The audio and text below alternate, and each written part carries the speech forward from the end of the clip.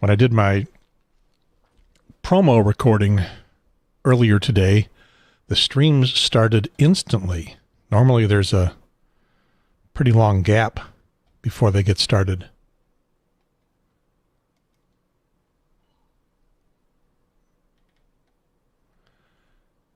Okay.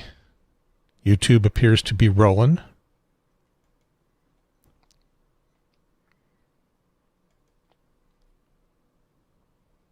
Okay.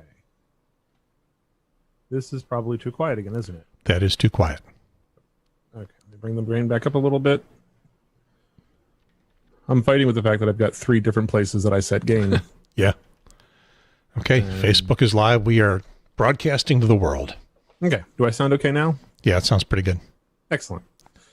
Hopefully the weird audio clicky poppy stuff has been sorted out. Okay. Hopefully. If it isn't, let me know and I'll fiddle again for a second. I've got these settings recorded so I can, in theory, hop back and forth between them now. Okay. In theory. Let's see how loud anybody else is. You might need to turn it up a little bit. Okay. If somebody comes on, because I run the gain up here some. So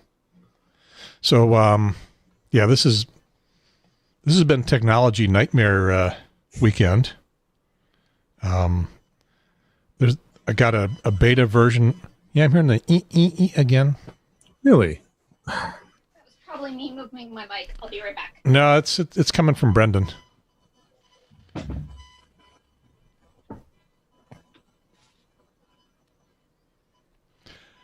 So there's a beta version of Wirecast, which is the switching program that I use, and I was looking forward to it. It was going to solve some problems for me. So I loaded it up, and it did solve a problem, but it created a second one that I reported, and they're going to fix it in the next beta. And then somebody said, well, you can have both of them loaded at the same time, the beta and the regular release. And I said, oh, cool, I want to do that. So I tried to do that, and what I learned was you can do that on a Mac, but you can't do it on Windows. But I screwed around enough that I couldn't uninstall the beta, and I couldn't reinstall the regular one, and then the whole thing disappeared on me. So this is going to be the show that didn't happen. But, okay, I think I've got my setup a little bit more correct. Is this... Yeah, you're allowed and you're not distorted. Yay. I'm going to really hands off this time because... Okay. So who's joining us this week? Sarah Wagner's coming back. Sarah. Excellent. I did not have a chance to listen to last week's show, unfortunately. Got back from camping. That all went really well. Where'd you go? Right back. Raven Rock. I like Raven Rock. They've got a bunch of primitive sites that are 3 miles away from the trailhead, and nobody bothers you. And By the way, Jen, I did not know that. Jen, we are live to the world right now, so doesn't mean you have to be careful about what you say. Just you should know. Oh, don't tell them about the primitive sites, because then I won't be able to get one. Tell me about the primitive sites later. Last time I was at Raven Rock, I said this would be a great place to do, backpacking and overnight camping if only we could. And I was under the impression it was day use only. So it's nice to know. They've got camping, and it was magical and wonderful. That's it, as it should have been. So, and then I went back into being a dad and being, an employee and all the other things, and didn't get a chance to listen. So, so happy Father's Day. How many people do you think the sites can hold? Each of the Wilderness Family sites is spec'd for 2 tents and up to 6 people. I hammock camp, so I don't care about tent footprints. I just care about are there trees big enough to support my weight and not kill me. Mm-hmm. So that's my entire concern. And I think there's 5 or 6 of the family wilderness sites in the loop. Tell me about this hammock camping thing. I have classically had a bad back most of my life, doing some stupid things to my lower back when I was young.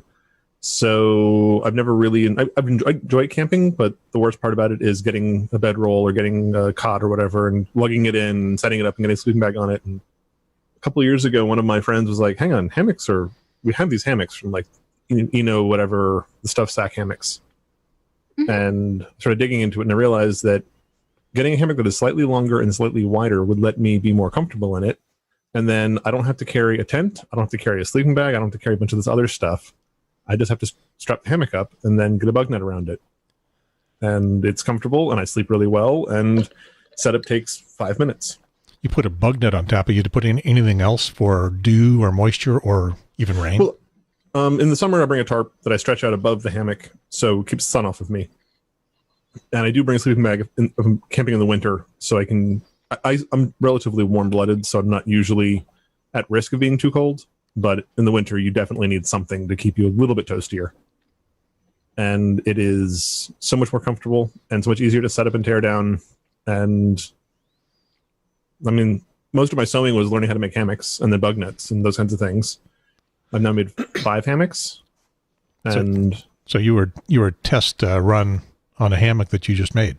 Yeah, and actually the hammock and the bug net that I brought with me camping, I made both of them, and I was very happy that they worked. Would you like to make me a bug net? I'd love to make you a bug net. I need to know how big your hammock is and how... It's a standard 11-inch, just like everybody else's camping hammock. 11 foot? 11 foot. What am I saying? 11 inches would be like, yeah. Yeah, it would be very small hammock. It's a standard 11 foot. Units, man, units. And do you use a ridgeline or not? Depends on my mood. I have a ridgeline. I bring it with me. I just don't always clip it up. Okay, because that changes the way the hammock lays in the bug net. Yeah. And count on a ridgeline. That way I can be forced into using my ridgeline. Well, tell me how long your ridgeline is so I can accommodate that. 109 inches from memory, but I'll go measure it. Okay. I will also would love to have a price quote on that to help your budding business there, because I also have a hammock. We just have a standard like single nest, but we're like to go like motorcycle camping, and it's a hell of a lot better than trying to pack out an entire tent. Yeah. I've been sitting on fabric to make a bug net for a long time, and my sewing machine just doesn't like bug netting. I need to buy some more bug netting myself, but yeah, I'm happy to make more stuff for people, especially if they're going to use it. I'll use it. You're watching Camping for Lefties. I will use it. I love camping. I'm excited to go camping even now with the plague upon us, because as far as I'm concerned, me being out in a tree surrounded by nature, having brought my food with me, et cetera, is just as safe as me being inside my house, having brought my food with me. Well, that's what they said in that list we did last week, right?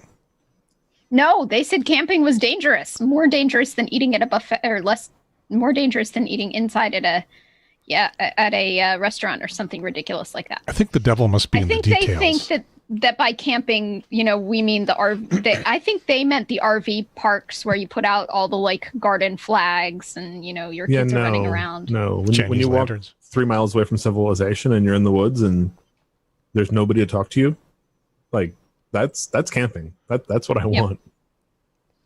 Yeah, I don't go camping to just have a party in a different place.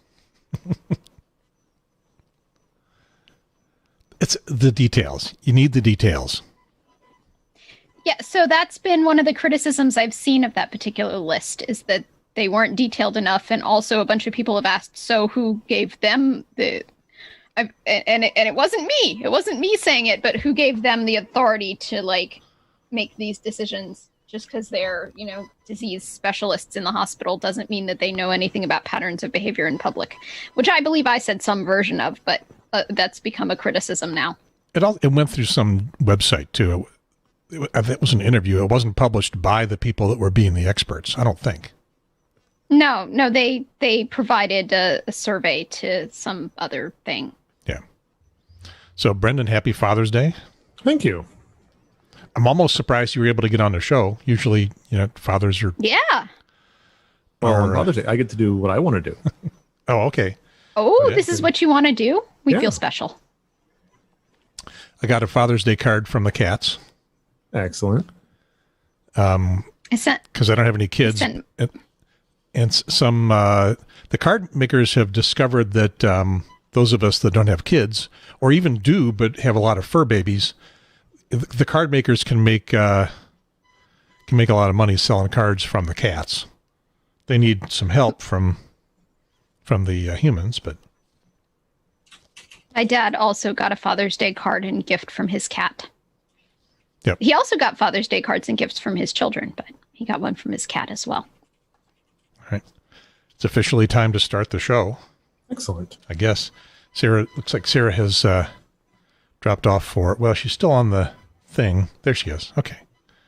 So we're gonna do a show here as soon as I get to the music, which starts right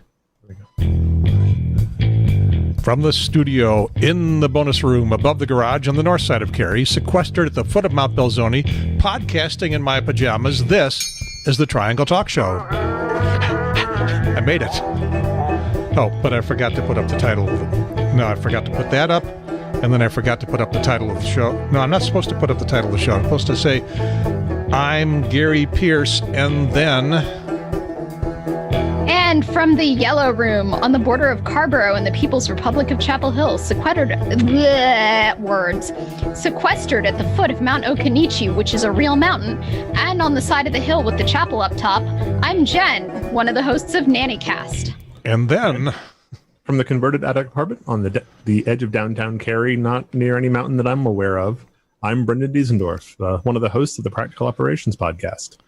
And down there at the bottom, who's got nothing to read for herself, but welcome back to the show.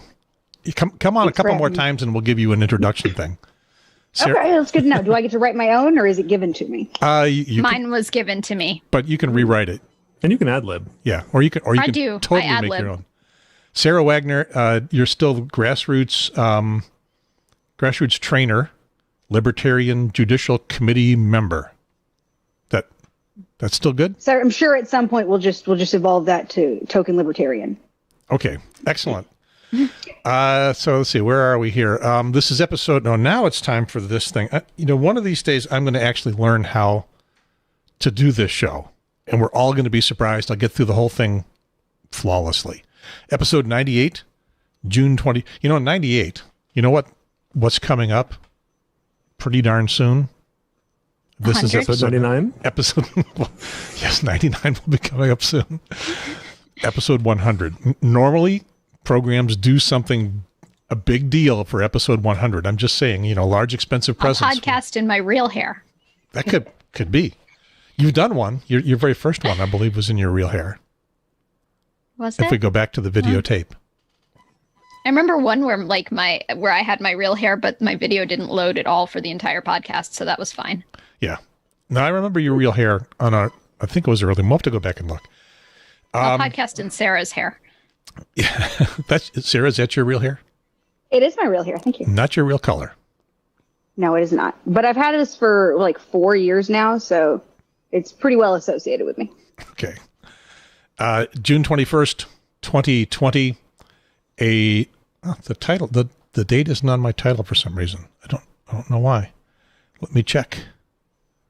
Father's Day 2020. There we go. Pushing a couple more buttons, and there we go. June 21st, 2020.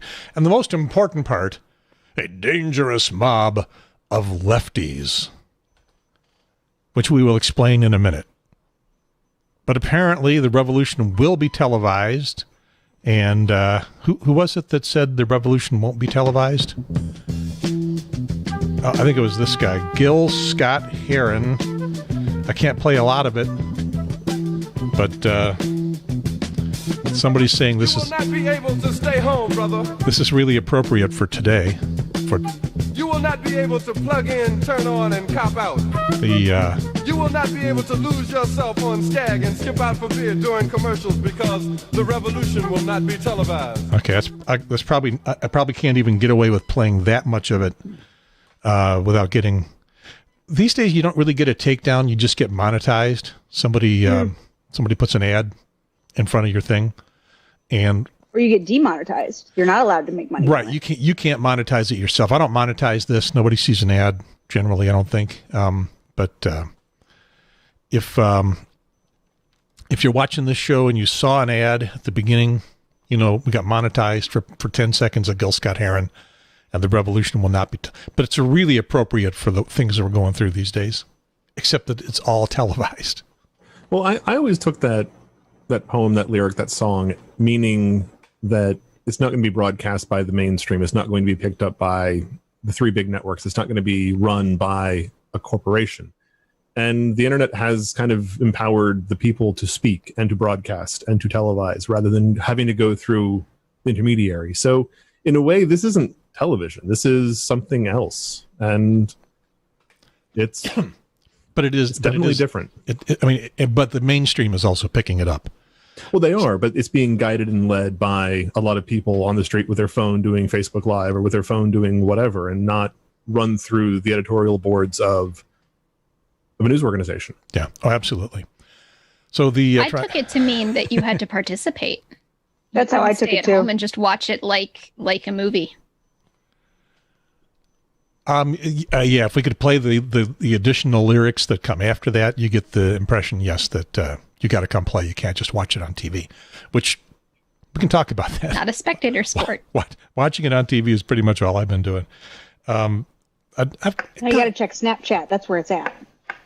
Yeah. Snapchat. That's where it's at. FaceTube. Okay. The Triangle Talk Show is a YouTube show and a podcast. And I'll contend that a YouTube show can be a podcast, but that's an argument we've already had. For the Triangle area of North Carolina, we talk about anything we want to. We aim more or less at stuff of interest to you, triangularians out there. Sometimes, Jen, you're not going to object?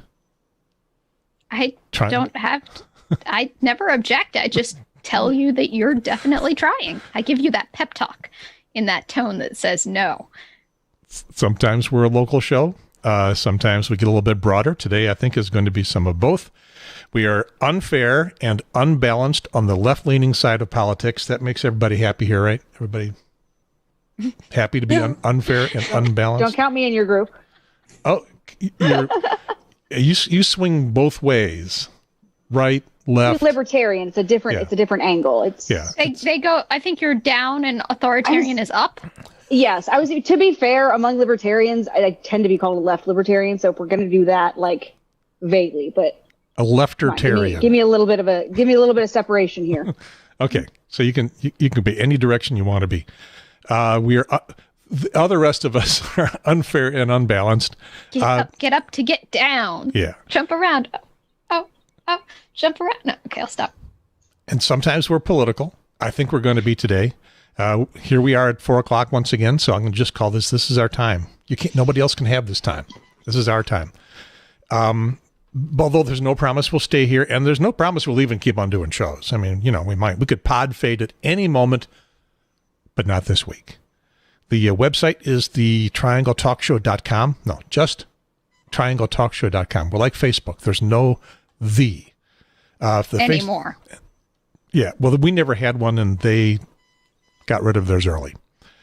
Facebook group is Triangle Talk Show. On YouTube, our channel is Triangle Talk Show. Now, thank you, subscribers. We made it. Got our URL. And I'm not going to tell you to go away this week. You can stay as long as you like.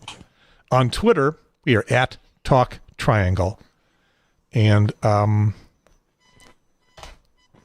used to say the YouTube address was gibberish, but now it's not. Podcast-wise, that's where just the audio is, which makes Jen happy because that's what she thinks a podcast is. We are on just about every podcast app there is, along with TuneIn, Spotify, and Stitcher. There must be something we're not on. I'm not sure what it is. Is it something called Spreaker, isn't there? There was. Don't know if it's still around. Whatever it is, we're not there. And on with the show. So what is this Dangerous Mob of Lefties thing and the inverted triangles that those of you that are watching the video are seeing all over the screen? Well, let me see if I can get this thing up here. Pay attention, kids. You might not have learned this in social studies. Yeah. They come from some Trump ads that Facebook actually removed from Facebook. And Trump was not happy about it. And let me get this up into where I can make it bigger eyes just a little bit anyway. It's the middle one that you see here. The text on all these is about the same. They're from Team Trump, paid for by Trump Make America Great Again Committee. I think that's official. I don't think that's an unofficial PAC, but I could be wrong. And the text on them reads, "Dangerous mobs of far left groups." Okay, so that doesn't include you, Sarah. You're not. You're maybe a dangerous mob, but not a far left group. "Dangerous mobs of far left groups are running through our streets and causing absolute mayhem. They are destroying our cities and rioting. It's absolute madness." Oh, Big Brother, thank you for protecting me against those others. Yeah. I, too, have read 1984. It's important that every American comes together at this time and sends a united message that we will not... ... I can't read the rest because this is just a picture of what was on there. Is that not directly cribbing from 1984? I feel like this is a speech the Big Brother gave at some point. You know, it's been a long time since I read 1984. Does anyone else remember that from 84? If they are, then I'm thinking they didn't finish the book, or at least they didn't quite get the message. Anyway, the wrong message. Listen, it's Trump's campaign. They definitely didn't get the message. So there are 3 of these ads, and the one in the middle is the one that was taken down. The one on the left just has a slow, the traffic sign that says slow, the yellow square, rotated square diamond. But it's so teeny tiny. It's a teeny tiny slow down sign. For some reason it's tiny. On the right is like caution tape. And an exclamation point. Yeah, with more caution tape. Also teeny tiny. But in the middle, there's an inverted red triangle. And if we go to the story in the WAPO, Washington Post, that was a week ago last Thursday. Facebook deactivated dozens of these ads that were placed there by President Trump's re-election campaign. And have I, yeah. Yes, he has tried to make the capital O other into Antifa, which, if you don't know, Antifa is just somebody got lazy about writing anti-fascists and gave up about, 5 letters in. It is referring to anybody who is not fascist. So if you are not fascist, congratulations, you're anti-fascist, or if you're lazy, Antifa. Yeah. But Trump has decided that's a far left group rather than just anybody else in the world who isn't fascist, which is weird. Yep. So it's pretty damning when your political stance, you're defending yourself against the anti-fascists because you think they're the bad guys. Well, I think that they're trying to paint a real broad brush now on just about everybody who was out demonstrating over the past few weeks. And they would be happy if you were to lump everyone in the same group. The folks that were breaking windows down on Fayetteville Street and the folks who were just marching down the street. They'd be happy to lump them all together. And what they want to do is scare your grandma who watches Fox News all day. To be fair, most all of those people probably are anti-fascist because most people are anti-fascist. It'd be a lot harder to find a fascist. See, Sarah's going like this. I'm like, I don't know. I one of my favorite games to play with people when discussing politics is find the thing that they are incredibly authoritarian or fascist about. I think sometimes it just comes down to whether or not your particular issue is what's being talked about or what makes you feel like it's attacked. But everybody has one thing they go a little fascist over, it seems. Yeah. Well, that's sort of the general law and order. Sort of depends who's law and who's given the orders. Whether you're going to be a law and order type or not. And these days, all of the anti-mask folks are, they come from the law and order contingent, but they are not law and order on the masks because it ain't their law and they don't like who's given the order. They sure don't. The red inverted triangle was used in the 1930s to identify communists. It was applied as well to social democrats, liberals, Freemasons, and other members of opposition parties incarcerated by the Nazis. And I guess that's why Facebook... Masons always get grouped in with things. I've heard conspiracy theories. Yeah. They're always like, we don't like these people and the Masons. Like, the Masons can't be all the things simultaneously. They just Well, don't you like can either- fraternal orders. It's fine. You can either make it that, all the various conspiracy theories, or it's just that Freemasons supported free thinking, and that is always dangerous. Can't have that. And they were an exclusive society with secrets. And anytime you have a group that says, we have secrets and we won't tell you about them unless you join our secret society, and it's invite only, everybody else gets a little bit prickly. Mm-hmm. So in any case, Go after Sigma Xi as well, because their fraternal order was secrets. so in any Isn't that case, the one Trump was in? No? Yes? we are dangerous mobs of lefties and libertarians. I didn't have room for the libertarians part, so. There are a fair amount of libertarians in your angry mobs. I'm not going to deny that. Are there some Because, that, well, we're all on the side of freedom here at this point. Not all of us, but most of us. Most of us. all right. Our angry mob, at least. Yes. So It's made some very strange bedfellows, and I love it. here, All that strange to us. so here is what the dangerous mob did this weekend. They tore down some of them statues downtown on the Capitol Sarah, grounds. I promised him we would ad-lib our exchange that we had in the Facebook comments about that statue. It's all yours. Oh, yes. Yeah, no, the statue clearly it lost its footing and fell into the bushes. That's what I saw in the video. I don't know about you guys. Oops. I mean, I saw very helpful passerbys who gathered the statue up and put it in a very safe place until it could get its wits about it.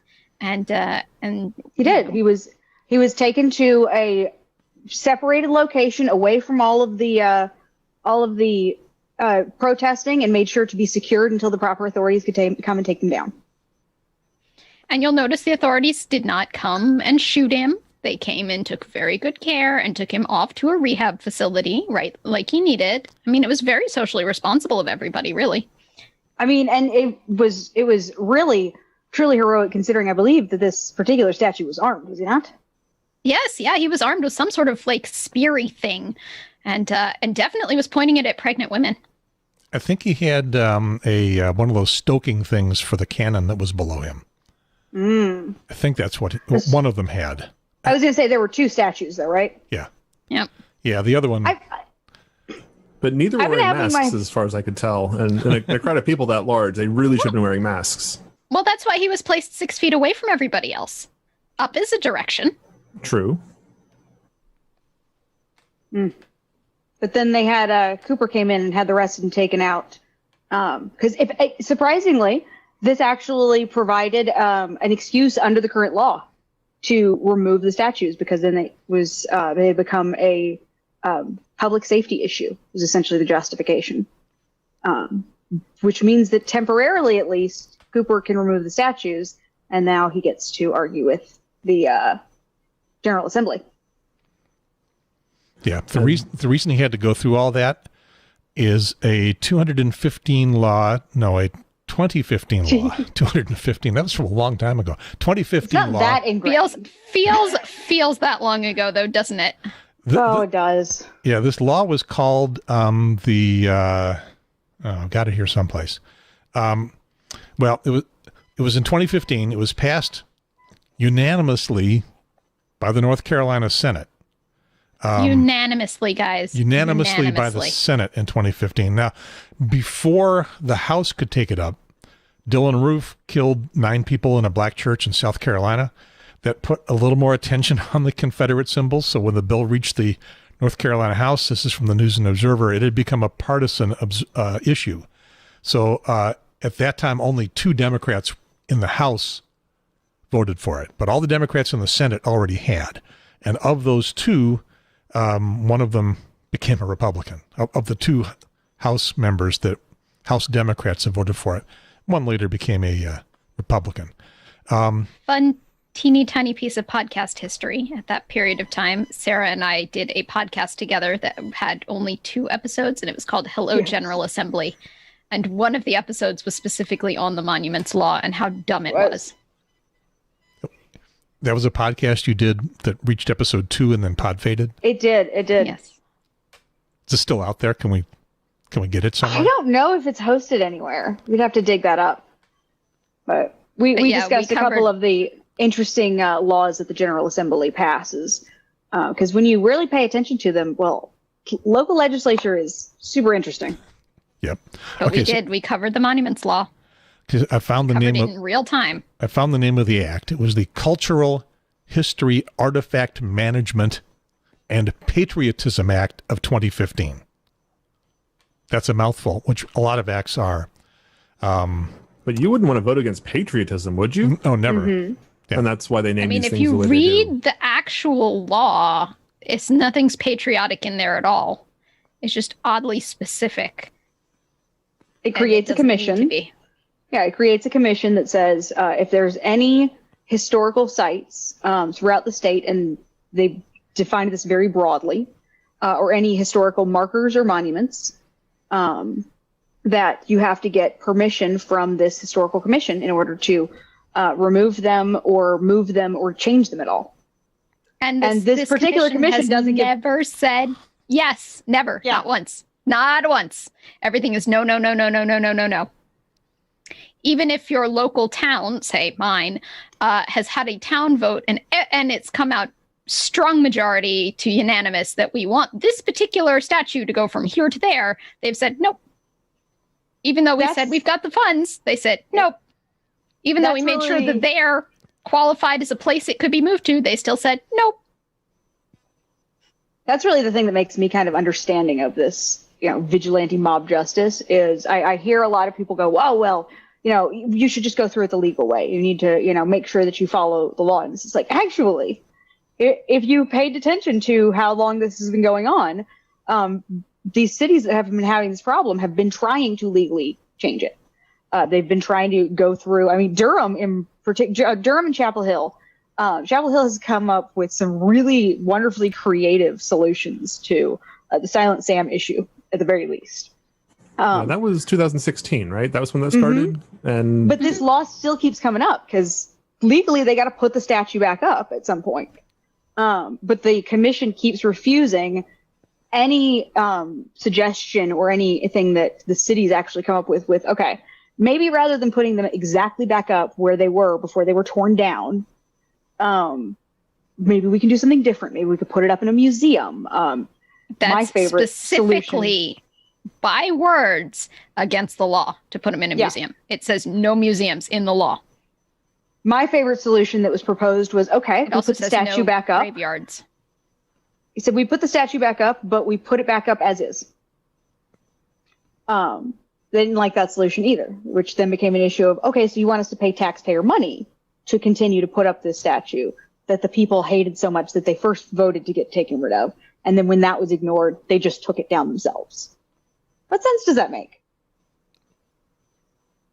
It's a waste of money. Ladies and gentlemen, you re-elected the people who voted for this. It's true. repeatedly. Yeah. That was going to be one of my points was you elected the folks that decided to do this. And then you re-elected the folks that decided to do this. Yeah. Mm-hmm. And then I read that the Senate voted unanimously to do it. So literally we all did. Yep. And Clean house. I don't know where the Democrats were on this. Were they sleeping? Were they not paying attention? Oh, the Democrats are more like Republicans than anybody wants to admit. Have you met the Democrats? Especially in this state, unfortunately. Some of them. My senator, Wiley Nickel, I think he is more progressive, but this is his first term, so he came in after this was done. But did he sponsor a bill to revoke this law? Don't know that he's done that yet. But laws can be created and laws can then be removed. Yeah. The Democrats have had no power in a decade. More than that. Yeah, and so what? We don't even try? I don't know what they've tried and what they've not tried. And If it's not on the calendar, they ain't tried it. Okay. Some of them have made noise about it. But the next legislature that we elect in November, I'm thinking that they'll be a little bit more woke about it if the Democrats get control. We'll see if that happens. I think we can get rid of. Don't really have that kind of faith. I think The folks that Because the that drew Democratic maps, Party hasn't sponsored a revocation bill. Yeah. But Well. Compounding that, the folks who drew the maps, I'm not trying to say that the Democrats are saints here by any means, but the folks who drew the maps, when they were asked why, with 56% of the population, why the Republicans had 13 of 15 seats, they said, because we couldn't draw the maps to have 15 of 15 seats. So Yes, that is my favorite quote from Representative Lewis. yeah, Everybody loves to gerrymander. the politics in this state are so ridiculously broken that's why we have protests. That's why we have people out in the streets angry about things, because they see the system as having failed them completely, and it has failed them completely. So I mean, we're not a democracy by some other organization that ranks world democracies. North Carolina is no longer a democracy. We've been not a democracy for a while. That said, right now, the General Assembly is in session, so they could revoke the monuments law right now, today. They could call their local bill or their staff bill drafter and have that bill drafted up. And even if it fails, they've at least done something. yeah, they've tried. But they aren't. Yeah. They aren't. Do you think that they wouldn't? Even now? I think they wouldn't. Even now? I think they wouldn't because they aren't. If we elected a Democrat control, if we somehow pushed the blue wave strong enough in 2020 to elect Democrats in control of both houses, that they wouldn't revoke the... Where's your rough draft? This is the rough draft time. And Prove it the other to sad thing is that racism is not a Republican issue. Yeah. Well, I was going to say, you don't think that they would go, oh, well, really, we have more important things that we need to focus on now that we have control. Yeah. Racism falls evenly Yeah. across both sides of the political spectrum, all sides. I'm not sure how we exactly bring you libertarians in, but it's part of society and culture that needs to be fixed. It's not a political issue, unfortunately. Do or do not. There is no try. Yeah. The Trump administration is capitalizing on racism right now, but I would love to be able to say that it's not a problem with libertarianism, but there are certainly some libertarians who take individual liberty and the ability that you should be able to be free to do what you want to mean, well, I should be free to be a racist. There's a significant amount, I would at least say the majority of libertarians hold that no, that's not. You have to both treat everyone equally and want to be treated equally by the government. But it's a problem within everywhere. It's something that every community, even the wokest liberal communities still have to actually have conversations about coming to terms with your history. I mean, some of the really worst policies that the government has enforced having to do with racism came from the first wave of the progressive movement. I mean, those are things that we got to be willing to actually look at policies and talk about, not just say, well, if my party were in power, then they would do the right thing. If your party's not in power, you can still sponsor a bill to show that you would do the right thing. You can give us an idea of what your bill would look like, what you think the right thing is. Even if it fails, we can at least read what you thought was the right legislation to go through at the time. Mm-hmm. So my senator, Wiley Nickel, has told me he would come on the show, and every time I try to book him, it doesn't work. You guys weren't on, but we had, thanks to Elizabeth Crudup, we had a former state senator, McKissick, and Floyd McKissick was on a couple weeks ago. And I said, next time you talk to Wiley, tell him I don't bite. Although you guys bite, so it may be a problem. I'll try again. Let's see if we can get him on, and you guys can pin him to the wall on this. I got a feeling that he'll say he'll sponsor it. He might not be able to explain why he hasn't so far. I'm familiar with politicians. Yeah. I'm used to that sort of thing. Yeah. I mean, assuming that that's all true, and I don't, I'm not arguing that it's not. What do we do about it? Oh, test case legislation, which is what's going on right now. You're familiar with the idea of test case legislation because of Rosa Parks. She was not the first attempt to get arrested for violating this law, and the reason they were trying to get her arrested wasn't so much for public sympathy, although that helped also, but in order to get the law nullified by the courts, struck down by the courts. And I do believe that protesters who are pulling down statues are doing so in a very identifiable way, because one of them is hoping that they will get brought up on charges of violating the monuments law so that the jury can nullify said monuments law. But then you got, like, at least in Raleigh, didn't the police stand down? They did. I was watching it live. It's not worked yet. That when they pulled down the monuments in Durham, the Durham DA dropped the charges. Like, it hasn't worked yet. Well, so this is because also people where you are being too nice. Well, you also get this, like, cyclical. You're right. There's not enough political willpower or even courage to put forward actual legislation to fix the problem in the law. But the people who are in control of the various cities are perfectly fine going, oh, well, I mean, we'll tell our police officers to stand down and you can just take care of it, because then I don't have to get my hands dirty politically. I don't actually have to solve the problem. And we don't actually have to take it to court. And the law stays on the books. I mean, this is what happened with the bus law. The first couple of people that they ran on the bus to try and get arrested, they were just told, well, you know, you must be having a bad day. We'll let you sit up front. Like, nobody wanted to arrest them. And this is the same. It's happening again. There's a strategy here, and it's a well-tried and well-true strategy. It's been done to challenge, like, anti-homosexual laws and a variety of other laws. It's a strategy, and it's just not working because the boots on the ground are too damn reasonable. Yeah, it becomes what's really a terrifying situation, at least to my libertarian mindset, is when you hear, oh, well, don't worry about that law, it's not enforced anymore. Like, why is it on the books then? It's selectively enforced is what happens. Exactly. Just so that we can have so many laws that we get to a point where, you know, it becomes, show me the man and I'll find you the crime. And then you effectively have, you know, the police discretion stuff where you can say, oh, I'm fine. I'm gonna let him go because I'm using my discretion not to do this. And then on this other case, well, actually, yeah, we were going to throw the book at him because we're going to find something they did wrong, and everything's illegal at this point somewhere, somehow. Yep. We're still waiting to make it illegal to lynch someone in North Carolina. Mm-hmm. I'd just like to point out that it is, however, illegal to have sex without your window shades being slightly up. I'm pretty sure cohabitation is still illegal in North Carolina. So, I believe you get automatically married. No, we don't have common law marriage. We don't? I thought...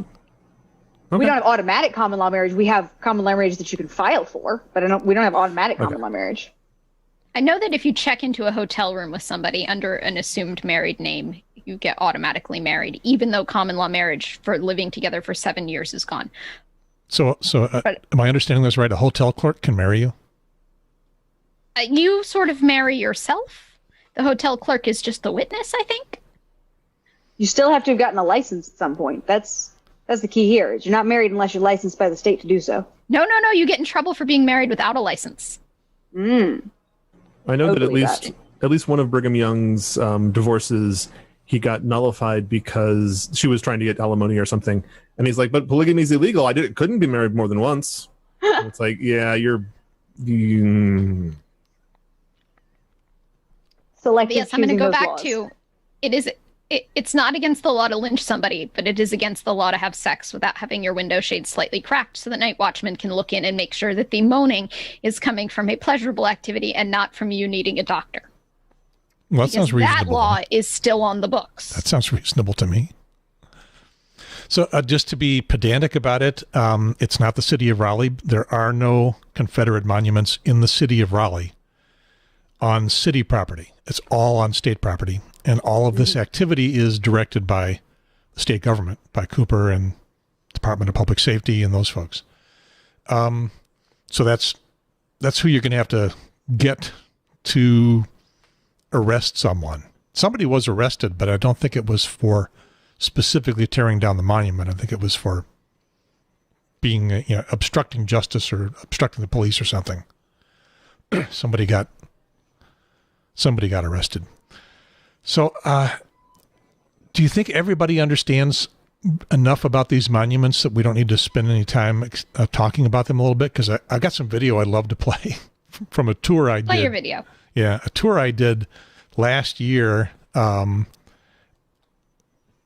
I think I got this queued up properly. This is the state capitol building, downtown Raleigh, on Union Square, according to this plaque down here.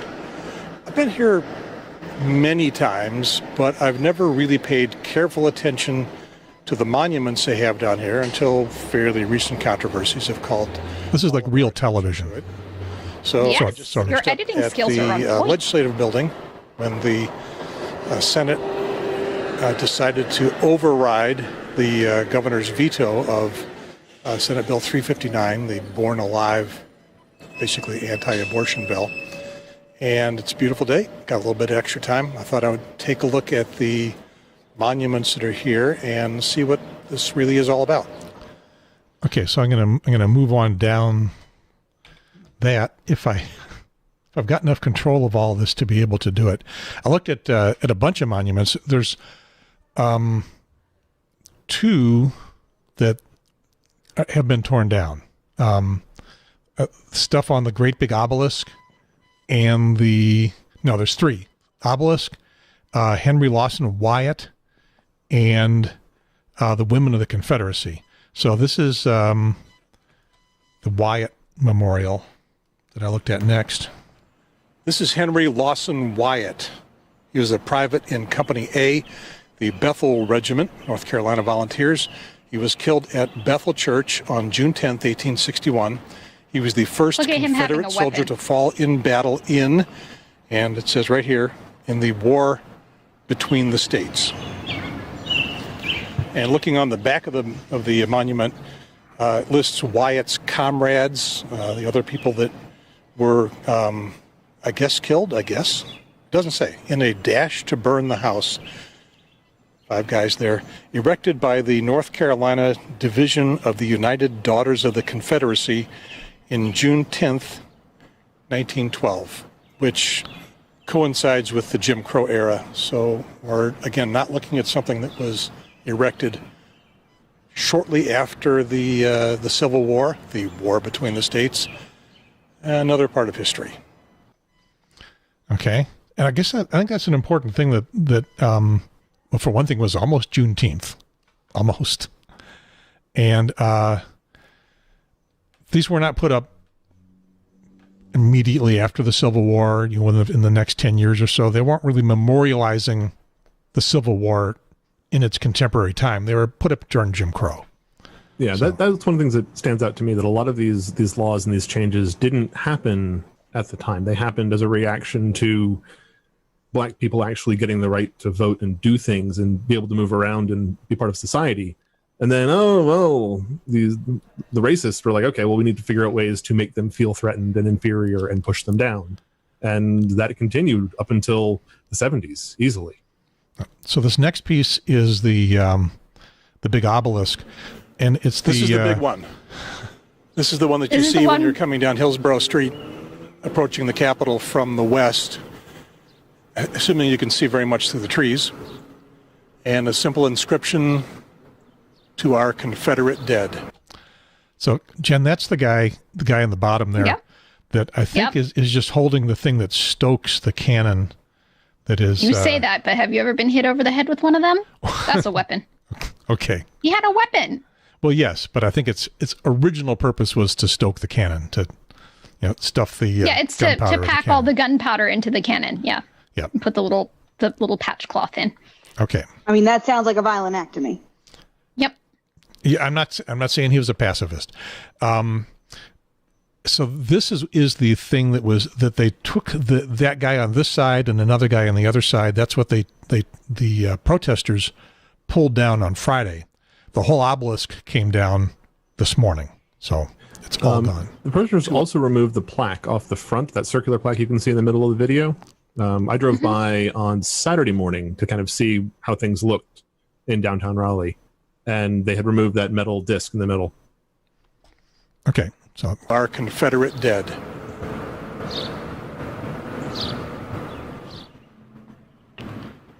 Here we've got Worth Bagley, an ensign in the. Okay, so this guy wasn't part of the Confederacy, United States Navy. Yeah, the first fallen. Stop it! In the Spanish. Go away. So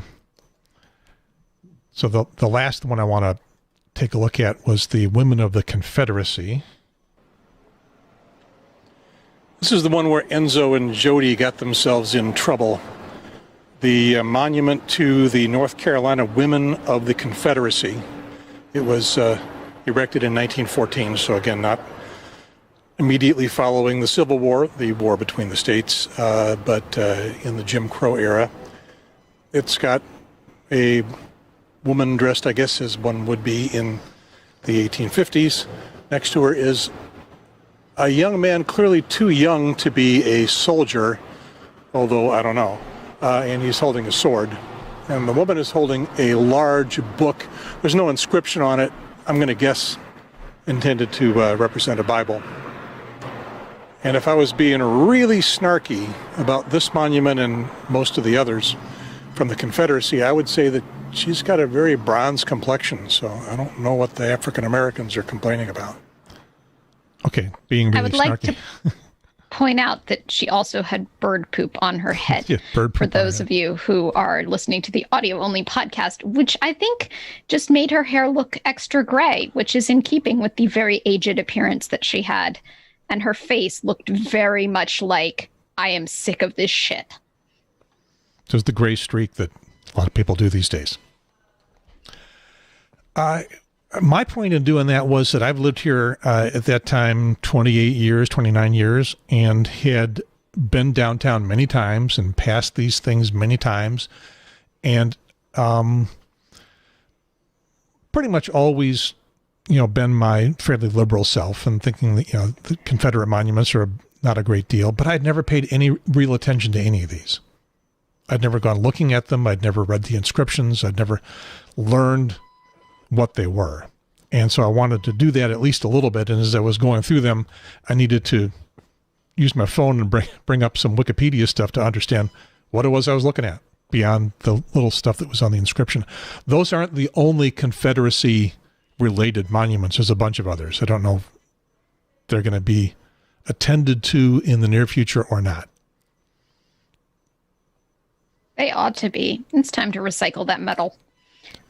When you guys drove down Hillsborough Street toward the Capitol, did you know what you were looking at every time? We're going, grrr, or was it just some? To me, they were Pokestops and Pokemon gyms. Oh no! And I didn't care what the metal was shaped into or what it was for, but at the same time, that's white privilege. Oh, absolutely. I mean, I've looked at the monuments a few times, but I like going to historical sites. One of my favorite things to do when I travel is actually at one point kind of made a game out of, since I was traveling a lot in the southern states. Whenever I was especially in a capital city, go and see what's the most uncomfortable monument you can find.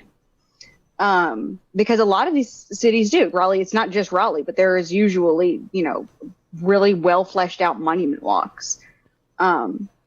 But it's interesting to compare Raleigh and the way that we have ours and what we have versus what other areas have. As all of these statues keep getting torn down, one thing I keep hearing a lot of people say is, well, why don't we, put up an additional plaque or put something there to contextualize it or add another statue rather than tearing one down. But as Jen's said before, that's actually also usually against the law. Yep. But that's actually something a lot of other states have against done. The law. South Carolina was a trip to walk through all of their monuments that they have because they do have such a wide array of monuments. They've got one of the most impressive Black history monuments that I've ever seen. It's the size of it is impressive, and it actually goes through a lot of history. There's a person-sized boat actually is part of the exhibit, and it explains the whole history of the diaspora and the experience of Black people in South Carolina in that case. But then at the same time, on the other side of the Capitol building, you still had these monuments to Confederate generals. And they even had a monument. They had a thin blue line monument that was super interesting. That was just a monument to the police. But they kind of had taken that tactic of, we're going to do all the monuments to make everybody happy. Whereas North Carolina seems to have taken this, nope, we're going to do what we have and nothing else. because there's no more history than what we already have right now.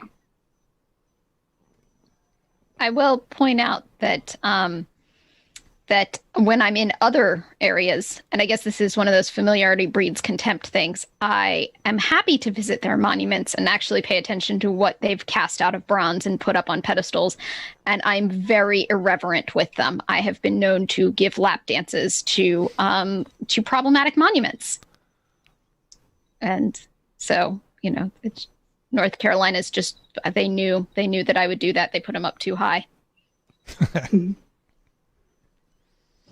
And I'm personally in favor of the idea that if we want to preserve the history, put them in a museum somewhere, so you can have context and you can have academic discussion. Against the law! No, and I realize that, but I think that is, if people really want to preserve these and not melt them down, that is the appropriate place to put them. Is you put them in a museum so people can go and look and say, hey, this was a Confederate battle flag. This is a monument towards soldiers of the Confederacy. It's all part of our history. Don't deny that we had this history. Don't deny that it happened. But there's a time and a place, and that is not outside the courthouse. That, like, the whole thing about putting the Ten Commandments outside the courthouse, bad place for it. Confederate soldiers outside of the General Assembly, bad place for it. It's not appropriate. Or even historical sites, like that's a talking point I see coming up a lot again lately. Also against the law. But there's such a big difference between a historic site and a monument. For example, we had lots of Union soldiers, voluntary Union soldiers from North Carolina. You know what the only monuments to our Union dead are? They're at historical sites. They're at battlefields where they acknowledge all the dead and they contextualize it. And you have a much richer understanding of what happened and what went on. On this site, on this date, this thing happened. And let's talk about the fact that there was this history of historical event. You're standing in the presence of that event. Now that's a good place for a monument or whatever it is to talk about what happened. Right. But that's very different from, a statue in front of the courthouse. Mm-hmm. So Wiley Nickel. Because the statues in front of the courthouse weren't there to be historical markers. They were there to be intimidation tactics. They're straight up propaganda. And, if I might add an editorial note, very poorly crafted propaganda, because all of those were mass made. You can find the exact same dude in a different state with a different plaque on him, because that sculptor made one mold and cast many casts. And I don't want some mass marketed bull crap in my, especially in my state capital. I'd like to think that as a state, we have a higher standard of art than that. At least our acorn is one of a kind. I'd love to have been recently, a year or 3 ago, fly on the wall observer of the little kids that tour the state capitol and see what they were told about those monuments. When I went through school, we weren't. They didn't drag you downtown? Told about the monuments at all. We were told about the rotunda in the Capitol. So did they take you down there? Did you get a field trip? Yeah. Oh yeah. I grew up in Raleigh, so for me it was a walking field trip to the state Capitol. We could walk, and we did field trips there every year. We did the governor's mansion, we did the state capitol, we did the legislative building, we did the legislative office building because my dad worked in it, so he got us extra special. We were never talked to about the monuments. One way or the other. Nope. They were just there, and we walked by them. We got lectures on the beautiful architecture, the rotunda in the Capitol, and why it's why rotundas appear in capitals, and galleries and paintings and art and stained glass windows. Not a word about monuments, not a word, with the exception of the acorn. And one monument we were talked to about Sir Walter Raleigh, and it was really to focus on the fashion of the time. They talked about his Elizabethan collar. And also the fact that he never, ever, at any point historically has been shown to have ever spelled his name Raleigh. I forgot to bring that up with Paul last week, that we had one of his countrymen, and the whole city is named for one of his guys. Paul was your British friend on last week's show. What did they teach you in school about the Civil War in general these days? They taught me that North Carolina reluctantly joined the Confederacy. We only joined as a matter of self-preservation because South Carolina, Virginia, and Tennessee were all members of the Confederacy, and they had basically threatened North Carolina with being the very first casualty of the war if we didn't get our act together. They taught us with great pride about how we raised 4 regiments for the Union. And then we have not really displayed that in terms of our monuments. But that's what I learned going through. I learned that North Carolina reluctantly joined the Confederacy. We were forced into it. That was a good lesson that they used to talk about coercion. And then, that was the lessons. So it was in our history books. Now, granted, I went through school by 1994. I was in middle school and then high school. So, and they didn't cover the Civil War again after elementary school. But in the early 90s, that was the lesson. That's what we were taught. I was going to say that my memory is very similar, but I also went to school a long time ago, so I don't have a lot of specific remembrances of what they taught us then. I know what I've learned since then, but in terms of what the course of instruction was. Yeah, my high school was in the 60s, and I don't remember really much from that. What I do remember is when I was going to college, history course, and in high school I didn't do very well, didn't pay very much attention. In college I did. The history course was taught by an old Southern white lady, and the thing that I remember the most was taking the final exam, and one of the questions was, what was the major thrust of historical activity in the United States? It wasn't phrased this way. I'm kind of paraphrasing from weak memory, but after the Civil War, the second half of the 19th century. And I thought, I'm sure I've learned some of this. I think I remember reading it, and it finally came back to me. Oh, westward expansion. Westward expansion was the big deal in the United States in the second half of the 20th century. That got me an A. What was missing from my answer, and I don't know whether it was missing from the class or not, was, Reconstruction. Sarah, you went through more recently. I know. Oh, yeah, but I didn't go through North Carolina. Where were you?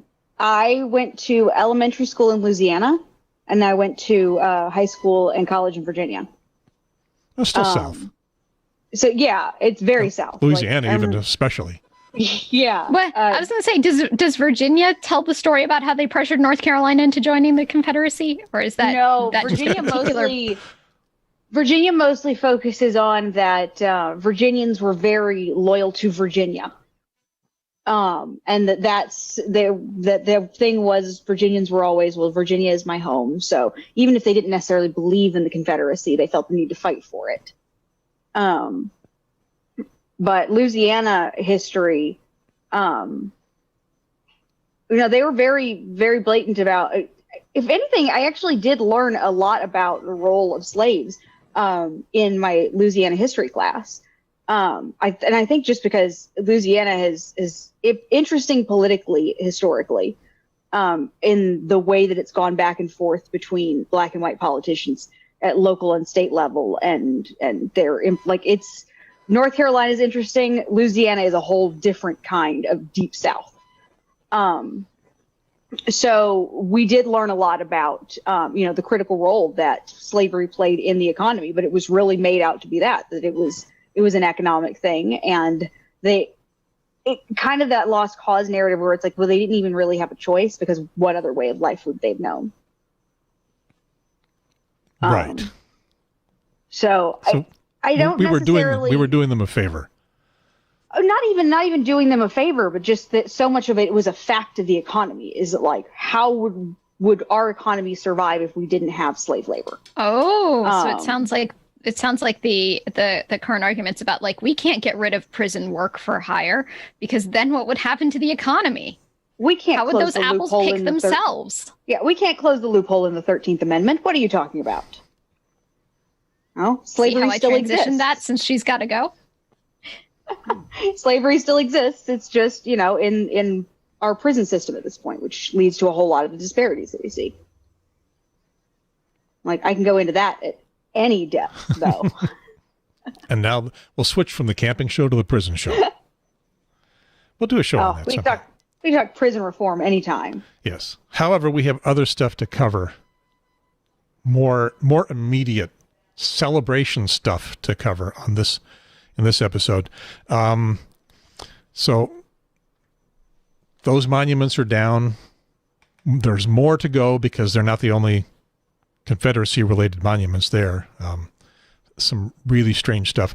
I'll put a link to my tour on this episode's show, and you can watch the rest of it because I'm now the foremost authority on the monuments that are down on the Capitol Square. Supreme Court. I just wonder what's going to happen in Pokemon Go now that those monuments are coming down. Are they going to get renamed? Interestingly enough, within Pokemon Go, what did Pokemon Go say about them? Within Pokemon Go, there are like Silent Sam and a couple of other monuments aren't named just Silent Sam or Monument to whoever. They're called like this racist asshole over here or whatever. they have like there's editorializing going on within Pokemon Go. So cool. And thank English players for that. Oh, speaking of Silent Sam, I was over on the UNC campus this week. I was a background actor in a public service video being made for our Department of Health on proper use of PPE. A friend of mine was producing it. Needed some background actors, so I was ready for my close-up, Mr. DeMille. And got done with my part of it and wandered around the campus. Had spent very little time on the UNC campus. I was looking for where Silent Sam was, and best I can tell, it's just a bare patch of earth now. Nothing. Yep, they got rid of the plinth too, which is good because the plinth was oof. If you thought Sam was racist, you ain't seen the plinth. What was extra racist about that? So much everything. I think they call it the relief, the little 3D flat carving that goes on the side, the inscriptions. That was where they really connected our most beloved, and by that I am being extremely sarcastic, Julian Carr's speech to Silent Sam and what the Daughters of the Confederacy really wanted out of Silent Sam, which was, they wanted a little bit of a pacifist, because that's why Silent Sam is silent, because it was a pacifist movement, and it was supposed to point out that war serves no one, and that sort of thing. And then Julian Carr just gets up and he's like, I whipped people, especially women people, and they were brown too, and I whipped them. And then like that got connected on the plinth to Silent Sam, which could have gone a different way. I'm not saying it was like not horrible also, but it could have gone a different way where it was a little bit more about like, hey, we're racist, but we're also anti-war. But instead it was, hey, we're racist and we're also pro-beating. Being racist and being anti-war can really make you confused about someone. Mm-hmm. That makes him practically a libertarian. Sarah's never going to come back on the show. I've heard worse. All right. Can we move on? That can because there's something I think we can all celebrate here. The Supreme Court did something interesting this past week with their decision on Title VII and LGBTQ. An interesting lineup, that one, with who voted which way and how. Yeah, I was surprised at the split of the court on that. I was not expecting it to be. I was not expecting that makeup to come out. Yeah, Roberts wasn't a big surprise, but of course, Ruth Bader Ginsburg was. She was interesting. Well, I mean, she voted for it, but what did she say? I can't remember. All I can remember is that there was something that caused people to look up her past voting records on things, and it turns out that she had voted incorrectly in the past on something compared to her current celebrity. I mean, she gave enough away that people went digging, and I honestly can't remember what it was, but I remember my personal takeaway of it was going like, yeah, it's like she's a whole person, and you shouldn't make a cause celeb out of somebody you haven't fully investigated. It's almost like people are not just what you want them to be. Well, it's also that people change over time. Just because somebody did something crummy and awful 30 years ago doesn't mean they're still a crummy and awful person.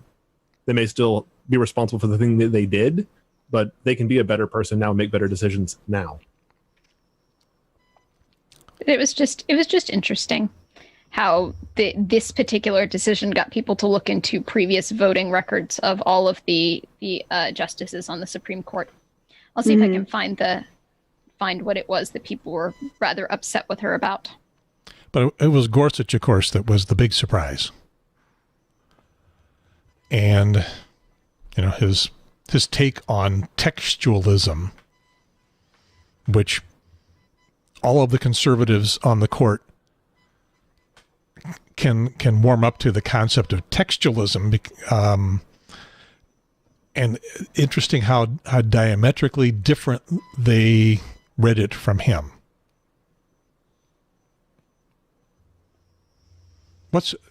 Sarah, what's the libertarian take on textualism?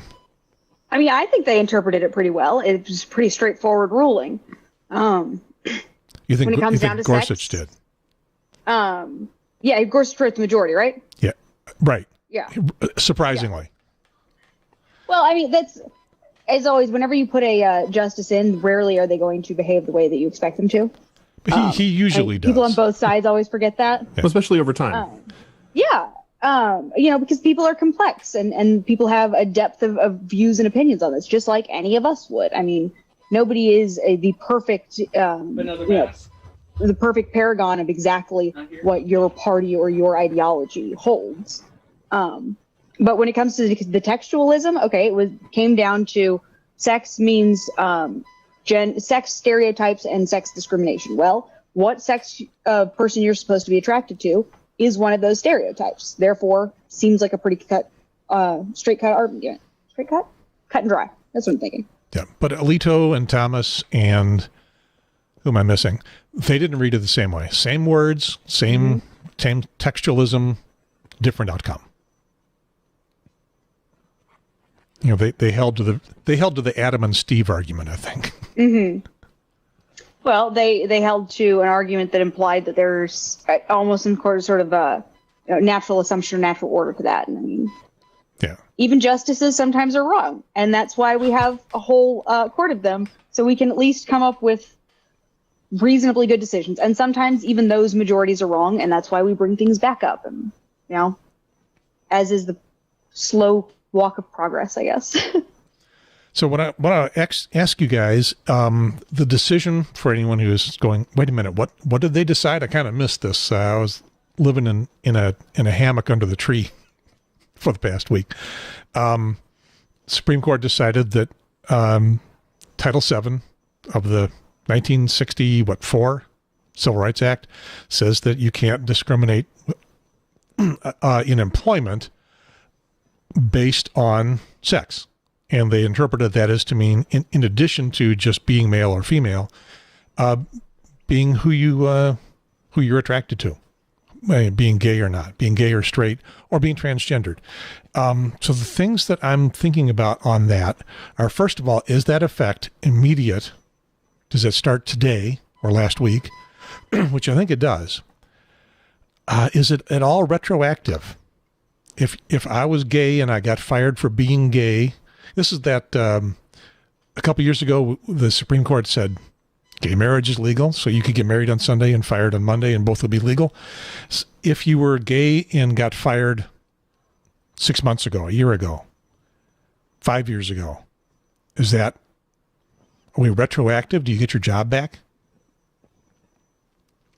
And I did a little research. You want that job back? Well, I guess, you know, if they didn't like you very much for being gay, do you want to work there at all? But in some cases you pretty much have to. I did a little bit of research, and I won't say that this was in depth, but pretty much what I've discovered is that Supreme Court decisions like that apply to current cases, even if the act that created those cases preceded the decision. So if somebody was in the middle of court case on this, and the Supreme Court decision came down, it would apply to them. But otherwise, because the Supreme Court's not creating law, they are just interpreting the law as it stands, and so that's the way the law has always been. It's just nobody ever pointed it out to you. It's one of those ignorance of the law is no excuse kind of things. They're just informing you of what you were ignorant of beforehand. Yeah. They're saying that the Constitution says XYZ or the other laws say XYZ. And they've always said XYZ. It's just nobody's pointed that out before. But if you're not that current, if you were fired 6 months ago and you didn't and don't have a current lawsuit going about it, you're out of luck. So if all of the gay employees that were fired over the decades, they don't automatically get their jobs back. And I don't think that they can go back and sue now. I don't think so. Well, they can. I don't think they'll win based on that precedent, but they could try. My other question was, does it go beyond just hiring and firing? Does it include providing services, things like that? And Gorsuch said no. He said the decision was narrow. We don't purport to address bathrooms, locker rooms, or anything else of the kind, and that there might be constitutional protections or other federal laws shielding religious employees, but that was also not before the court. He said how the doctrines protecting religious liberty interact with Title VII are questions for future cases. So he's expecting... Gorsuch likes narrow. The Supreme Court in general kind of likes narrow. He's expecting more. I think that's very responsible of them. I think it is too. Yeah. Like narrow. So I dug out Title VII and went to try to understand that. And its usual legalese that gets pretty thick. But one paragraph I sort of understood was it shall be an unlawful employment practice for an employer to fail or refuse to hire or discharge any individual or otherwise discriminate against any individual with respect to his compensation, terms, conditions, or privileges of employment because of such individual's race, color, religion, sex, or national origin. So you find a different reason not to hire them, like they wouldn't do the job right, or you don't think they'd fit in with the company culture. I mean, we can still discriminate. We just have to be a little more careful about how we say it out loud. Or North Carolina, you just don't give a reason at all. You just say, I'm firing you. They say, why? You say, because I'm firing you. And you just don't say anything ever. And you have a pretty clean shot out as long as you don't accidentally put an email somewhere. Yep. Mm-hmm.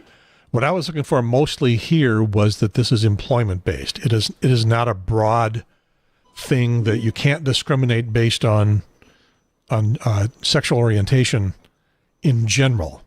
But now you can't discriminate on it for employment purposes. Mm-hmm. So other stuff, well, we're going to still have to work on that. By the way, if you were a communist, check paragraph F in Title VII, unless that's been nullified by some subsequent law. I didn't go discover that. Just a note to myself here that if you're a communist, check paragraph F. Apparently, we're separating communists out to something else. Can we switch gears, because we're about to lose Sarah, and jump over to the Second Chance Act? Oh, okay. Sarah's really excited to speak about that. Yeah, move on down. I saw that in our show notes, and I'm like, I know that. I was there. Okay. Tell us a little about it. So the Second Chance Act in North Carolina is it's a version of like a clean slate law. So what this one specifically does is it helps to make it possible for offenders to have a chance at being able to expunge their record and being able to actually remove barriers to moving forward after you've been incarcerated. It was a really great law that, we've gotten some good bipartisan support for, and had a good, diverse array of people who went to advocate for it to the General Assembly, which was a pretty cool thing to be a part of. So excited about this one. I was so excited to see it. So happy. I think one of the important things about it is it was passed unanimously. It was very bipartisan. I mean, bipartisan is one thing. Unanimous is another step beyond. Yeah, but I will say that Senator Jackson did say that if Black Lives Matter hadn't been protesting about it, they wouldn't have had, as he put it, the political cover to pass it. So that means that, it wouldn't have happened, guys. Mm-hmm. It was unanimously bipartisan. It was such a good idea that they wouldn't have done because they're chicken. Oh yeah, this is something that this has been in the House for a while. This is not a new bill. I don't even think this is the first version of it. when I went to lobby for it was last year. And we've had multiple groups that have come in. Americans for Prosperity went the North Carolina Justice Center. Matthew Charles, who some of your viewers may have heard of, who's a famous recipient of the federal First Step Act. He actually came because he's from North Carolina. He came to talk to our legislators about the importance of it, because it also it has some mandatory minimum reforms in it that are really important, that allows for, they call a safety valve.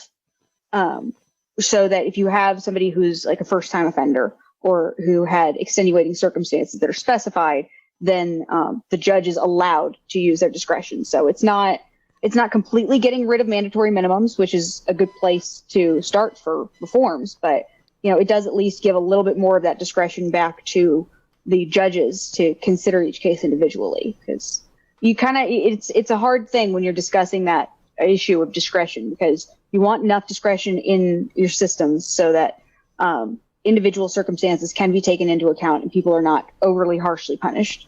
But you also don't want so much discretion so that bias seeps in and causes hugely disparate outcomes. And that's a really hard balance to hit. I find it interesting that it was House or the Senate passed it 10, 12 months ago, and under the current playbook of one of the parties of this country, the other other group just didn't even bring it up for vote. Just nothing for 10 months. We're just going to ignore it because if we have to vote on it, we know it's going to happen. Unanimously passed. Yeah. They weren't going to even hear it. And they just But you can always save it for a time where it might be politically advantageous for everybody. Obstinate chicken shits. That's what they are. I agree. In this case, I think we're blaming the Republicans. That's what the article in the News and Observer that I excerpted from, they said Republicans held it up in their committee until they got pushed into it. They voted for it. They were going to vote for it. They just didn't vote for it because they're obstinate chicken shits. They didn't want the consequences of doing the right thing. If you don't want the consequences of doing the right thing, don't run for office. They were afraid that it wouldn't look good from a law and order perspective to be doing any sort of criminal justice reform. And I mean, hopefully we're moving to a point in our society where the idea of maybe making our horrific criminal justice system where we have 25% of the world's prisoners, maybe actually doing something to make that a little bit better is not considered something that's going to make us less safe. Like in the land of the free, we lock up more people than anywhere else. Well, and we can address some of the root causes of crime. We can consider, what do we consider crimes? Like, for starters, we could probably use less laws. Because we have a lot of things that are criminalized, which there's no actual victim for. So you're criminalizing people's choices and behavior, which then just becomes a way that you're trying to control people. I'm here and talk about back into that system. There's a lot of, I've spent a lot of time having discussions with people about if you don't want somebody to make that behavioral choice, making it illegal doesn't change them making that behavioral choice. All it does is it forces us to have a state taxpayer funded consequence for making that choice. And again, I go back to the rule, of no trilbies on when you're inside. That was a United States or in Asian countries, no shoes on in the house. Like, these are not things that are codified in the body of law. These are things that socially are pressured into, and it's a much better and more effective way of controlling behavior. Mm-hmm. Because somebody might still wear their trilby inside in the zoot suit 1920s, and you know what would happen? Bunch of people would come up to them and dope slap them upside the head and say, "Boy, what's wrong with you? Take that off." Have I already asked you what a trilby is? It's the hat. Okay. The hat's the Dick Tracy's hat. I thought that was a fedora. There's fedoras too. I believe one is a subset of the other, or the other way around. Okay. Well, I think the thing is we're way too comfortable taking a lot of social problems and just kind of pushing them off onto the states, because it's really uncomfortable for us to actually have to engage our neighbors and our friends in order to push forward what we think should be. So do we need a law that says you have a mask? They might bellow at you guys. They might yell. They might even try and throw a punch. Mm-hmm. If we think it's right and important that we should wear masks, do we need a law that says we wear masks that some people are going to hear and then go, well, just because there's a law, I'm not going to do it, or that it's just going to add another criminal penalty? Or do you need your friends and family to be like, I'm sorry, we're not going to be spending time around you if you're not wearing a mask. You know, you need that social pressure is always more effective, because even if you don't agree with it, you know, you want to at least have everybody around you be okay with you. I'm thinking social pressure is not working right now. Well, talking about that's the COVID because stuff. Nobody is social pressuring. Everybody's afraid of social pressure. Instead, they'd rather pressure their government to use legal pressure in order to enforce what they want. Because God forbid I actually say what I want. But I don't want my taxpayer funds to go to something when grandma could walk up and go, young man, put your mask on. Yeah. I mean, you know, grab your cane, walk up to somebody, tell them, young man, put your mask on, even if they're not a man, even if they're not young, you know, and wave your cane like you're going to start whacking them with the cane any minute now because you're old grandma and you don't give a shit. People put masks on. People are Or here's the example. People who contribute at church when the basket is passed. Some people contribute at church because it's the done thing. Some people contribute at church because their heart is really in it. And some people contribute at church because Mrs. Watkins is staring you down. Mm-hmm. And she will take note if you do not put your money in that basket. Yeah, social pressure definitely has its role, and oftentimes it's more effective than legal pressure, but it does require us to do that real uncomfortable thing where we actually admit what we're trying to force everybody else to do, and then we go and actually have difficult conversations with our friends and neighbors about, you know, what we think is right and what we think everyone should be doing, rather than just going, well, I think we just need to get more political pressure together. We just need to get more people who already agree with me, because it's easier to push this on the government and eventually, at the end of the day, have the police enforce this than it is to have these difficult conversations with my friends and neighbors. So your recommendation for me... Go ahead, Jen. And say that I'll give an example. Our downstairs neighbors, I live in a condo. My downstairs neighbors are grilling meat today. And there's a reason I'm doing this show in the yellow room rather than outside. I was going to use my outside patio as my backdrop today. But that meat grilling smell is ridiculous. And I had a little conversation with my housemate about whether or not we talk to the downstairs neighbors about whether they might be able to grill the meat like a few more feet away from the building, so we didn't exactly get the meat smoke cloud right in our faces. And he's nervous about talking to them about it. And I'm not. I'll go talk to him. But like the other option that got brought up then was, well, you know, we can call the police and they can talk to them about it, because technically it is against fire code to have a grill that close to the wall. Like we just have a conversation, had a conversation, mm-hmm. Grill moved a few feet. Everybody's happy. Like, just talk.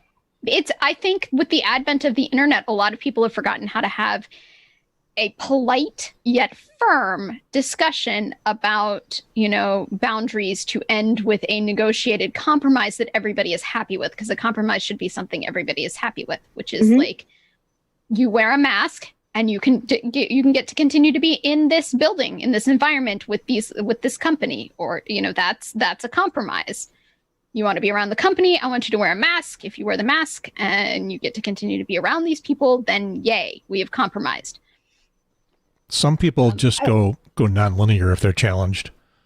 And well, but you also, I mean, you have to have some skills. You're talking to two nannies and a you father. Gotta have some skills at being we know what to do with non-linear. Let me give you a more contentious example. Me dealing with one of my neighbors. I have a neighbor who has personally had a really bad experience with a dog attacking his granddaughter. And so he's got some very serious issues with if my dogs are barking and his granddaughter's around, he personally gets really upset. And it's interesting to see that he actually seems to react much more strongly than his granddaughter, but that's beside the point.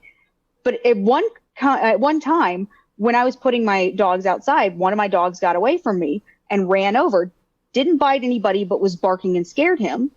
And he thought that the appropriate thing to do would be to pull out a gun and pointing it at my dog. Yeah. And yelling at my dog while pointing the gun at him. And again, there's kids around, and so we've now introduced a gun into the situation.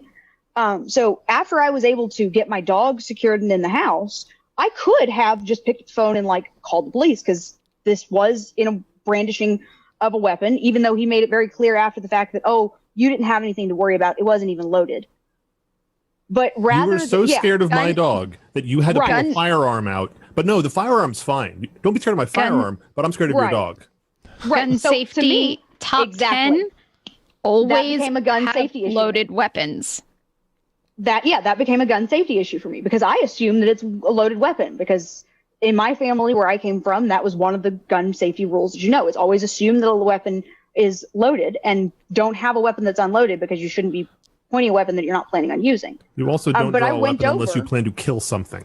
Yes. Right. You So- do not put your booger hook on the boomstick unless you're going to kill. And This the is horrifying to all of us. The dog was And going to yeah, pay and the attention. dog didn't learn anything. Dog doesn't know. Dog doesn't rather know. than- The dog's it's gonna a chew dog. toy.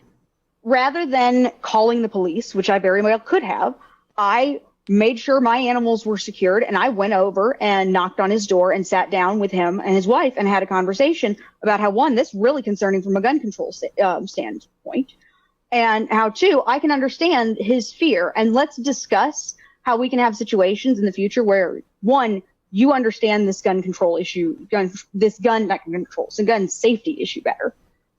So I actually made sure that he was educated on this and learned that he had not gone through the same kinds of training that I had as a kid. Gave me a chance to share that knowledge and make my entire community safer because of it. And we discussed his fears and his issues with my dogs and came up with one simple solution to, I moved where we put the leads for the dogs so that, they're less likely to bark at them when we come out. And we haven't had any issues with them since. Does it mean that I'm super comfortable with them? Does it mean that I, trust my neighbor 100%? No. But it was a situation that was able to handle, make clear to everyone involved what the risks were. His wife understood the situation, understood her responsibilities to step in and intervene. And in fact, the entire neighborhood is now a little bit safer because we took the time to have what was a really, really hard, difficult, tearful even conversation about a really difficult subject where I could have just called the cops. And I will And then reiterate, maybe somebody's dog gets shot. if somebody goes nonlinear, again, those of us on this side of the screen, you've got a nanny, a former nanny, and a dad. Like, you're describing somebody turns into a 2-year-old, and we have know how to deal with triage the that. situation. we know how to do 2-year-olds, which is you just don't engage until they stop emoting. So I guess I'm a little they have a worried big about feeling that they need to get it out. You just step back and let them have a safe space, and you don't engage, which is what we did with that statue when he was having some very nonlinear, dysregulation issues. We put him in a very safe space and we let him be until he could be safely dealt with. I guess I'm a little worried about a 2-year-old with a gun. Yeah, but they've already got That's another guns. gun If you're safety worried about a issue. 2-year-old with a gun, we got some laws that allow 2-year-olds to have guns. Like we're past that. Yeah, I'm not a huge fan of firearms personally. I understand a lot of the safety issues, but I also don't have one in my house for that reason. That I don't really like them. I don't really want to have them around. I understand the political culture in this country and the constitutional aspects of it.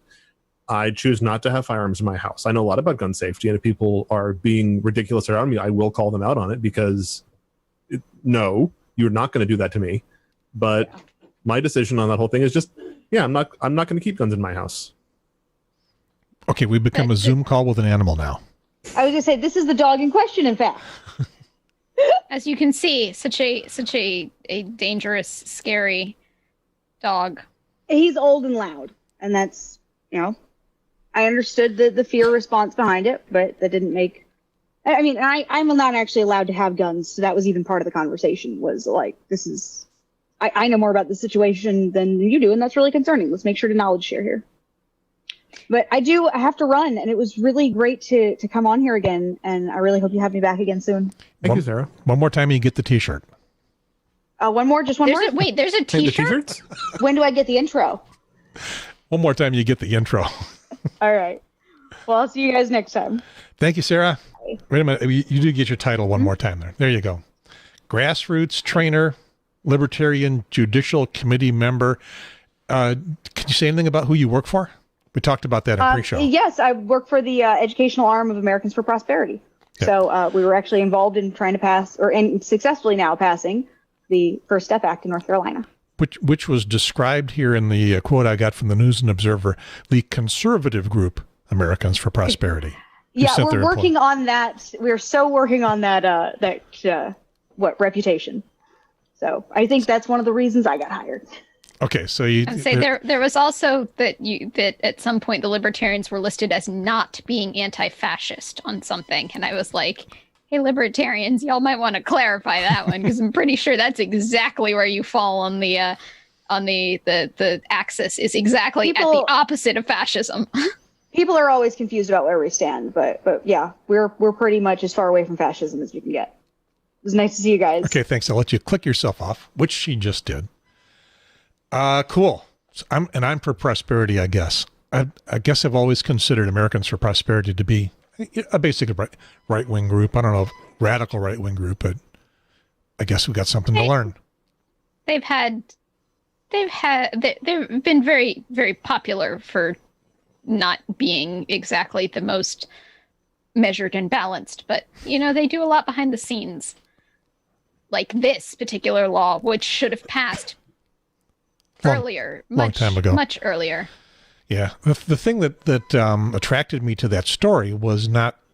I was interested in the context of the story, what it was really all about. I've always thought that the sentencing laws that we've had became extremely draconian, because if we put them away forever, well, no one's going to do it. It's going to be a deterrent. No, it's not. Yeah, it's never been a laws deterrent. Are not deterrents. Yeah, the thing that attracted me the most, though, was that it was so bipartisan. It was unanimous in both houses eventually, for something that would generally be considered to be a somewhat liberal cause. So I don't think it's liberal. It just cuts down on. So I can make the conservative argument, or at least the fiscal conservative argument, which goes like this. Having a separate expungement procedure requires staff. Staff requires taxpayer funds. No new taxes. Sure. But that's just the economic answer. It's not the social answer. Well, yeah. I mean, prisoners cost how many thousands of dollars a year per person, per prisoner? Like there's other sides to that as well, though. That's a very.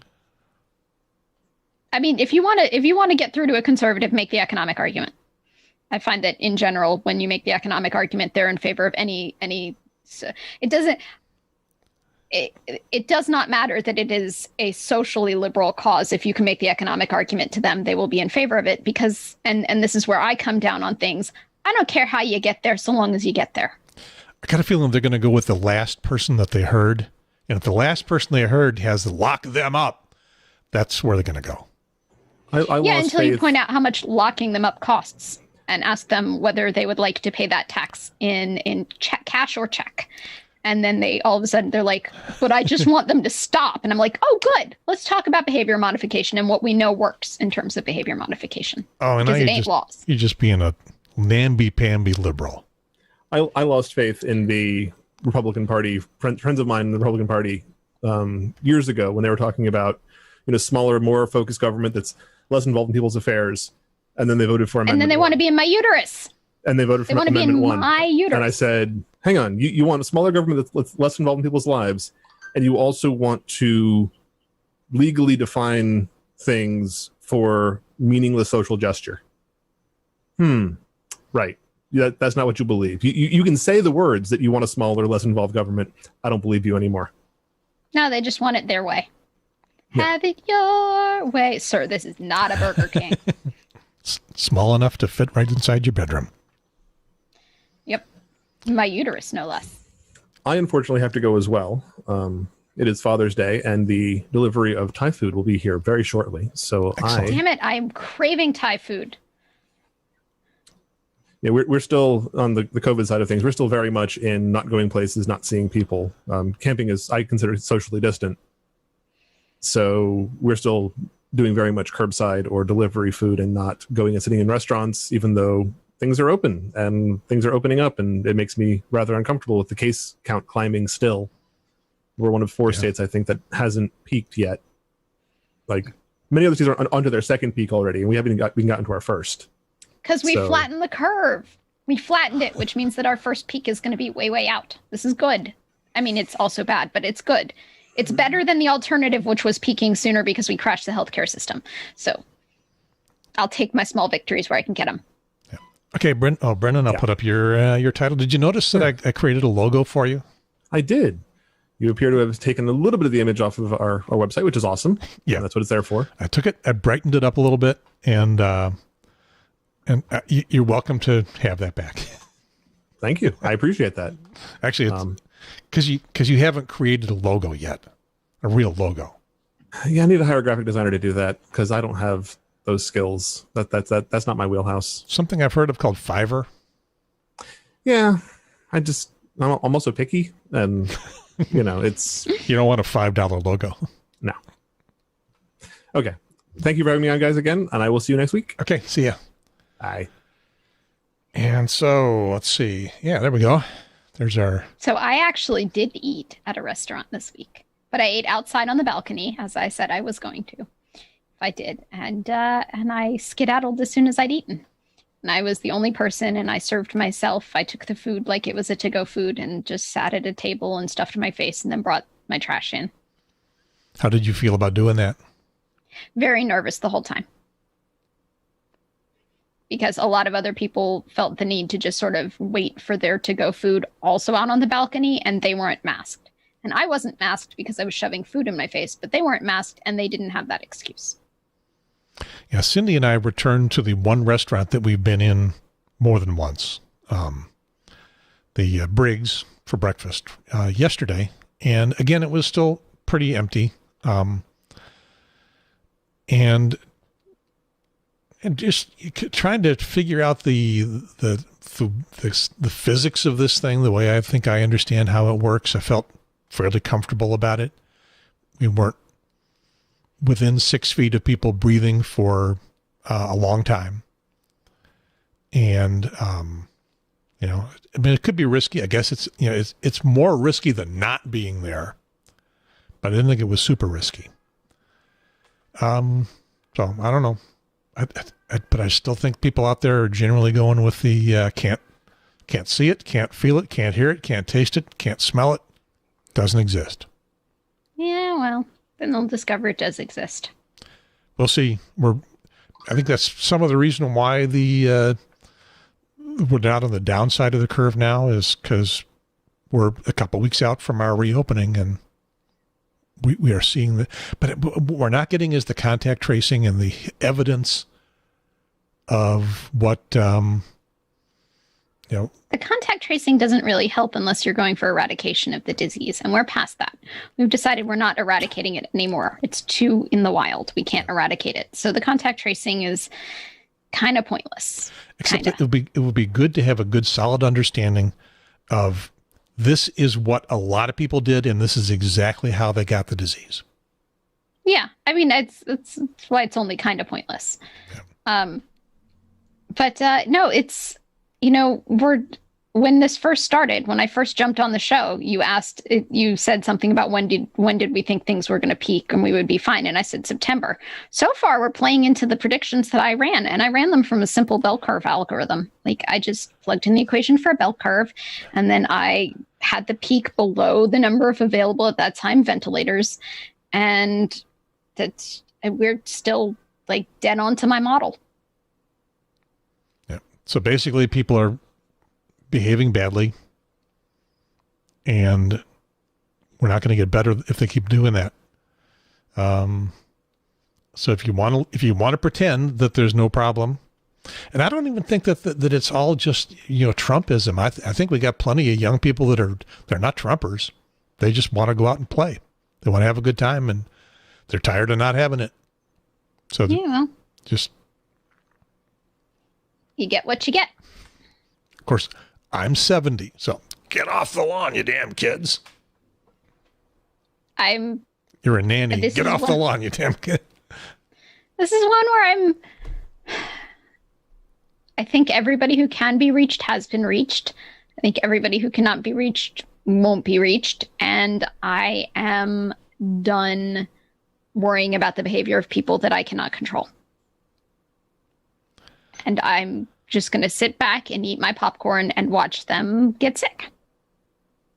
And hope we don't. You can lead a horse to water, but you can't make it drink. Yeah, hope we don't, and we don't need the hospital for anything else either. I mean, luckily there are beds, so we've done the thing where we flattened the curve enough that we're not going to overrun the hospital system. Okay. We did it, guys. We delayed, installed, and strung out the number of cases, and we need to keep doing it because we could still shoot right back up to exponential growth on this. But so far, we're doing the right things, and it's going to be okay. It's going to be okay. Sure. Except for the idiots. But nothing was going to be okay for the idiots because they're idiots. Well, yeah. I mean, being retired, I don't have a lot of the pressures that people do about jobs, working. I would like the economy to stay in good shape, but I'd like the economy to get in better shape, which might mean ditching the present rules of the economy. I mean, my saying was when I was younger, I always said, leave the door open for better. Always leave the option open for better. So rather than going, I want the economy to be as it is, maybe the economy could be better. I'd like that. It was generally getting better, continually getting better. It fits and starts, it gets better a little bit, gets worse, gets even better, it gets a little worse. That's business cycle. Keeps on going like that. This will be a big hit. The stock market still doesn't seem to believe it. We'll see. Stock market is gambling. Yeah. It is the kind of gambling that everybody tunes into and gets its own shows on TV. As Kai Rosdahl says from what's that show? Marketplace on NPR. The stock market is not the economy, and the economy is not the stock market. Did you see anything else? If you want a podcast from Kai Rosdahl, aside from the fact that Marketplace releases as a podcast, he's also got Make Me Smart. That's a good one. That's my favorite. That goes on my must listen to list every day. They're doing it daily now. I got so many podcasts on my list, and since I don't commute, it's hard to listen to all the ones I'd like to listen to. I could spend all day listening. I'm glad that if you're listening to this podcast here, I'm glad you picked this one to listen to. Good job, audience. Did you see anything else in our rundown that you wanted to tackle? Did I see anything else in the rundown? I did want to talk about or anything else. The firing of the Indie Week guy. Jeffrey Billman.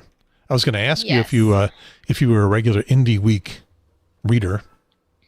I am not a regular Indie Week reader. However, I do pick it up often enough that that is what lines my pet snake's tank habitat, because you don't want to give them anything that they could accidentally ingest. So you use newspaper to line the tank and, be that litter that the snakes slither on. Also, I really like their voting guides, and I've been known to do the crossword puzzle quite a bit. Especially on trips. I'll take the Indie with me so I can do the crossword puzzle, because that's a fun plane activity.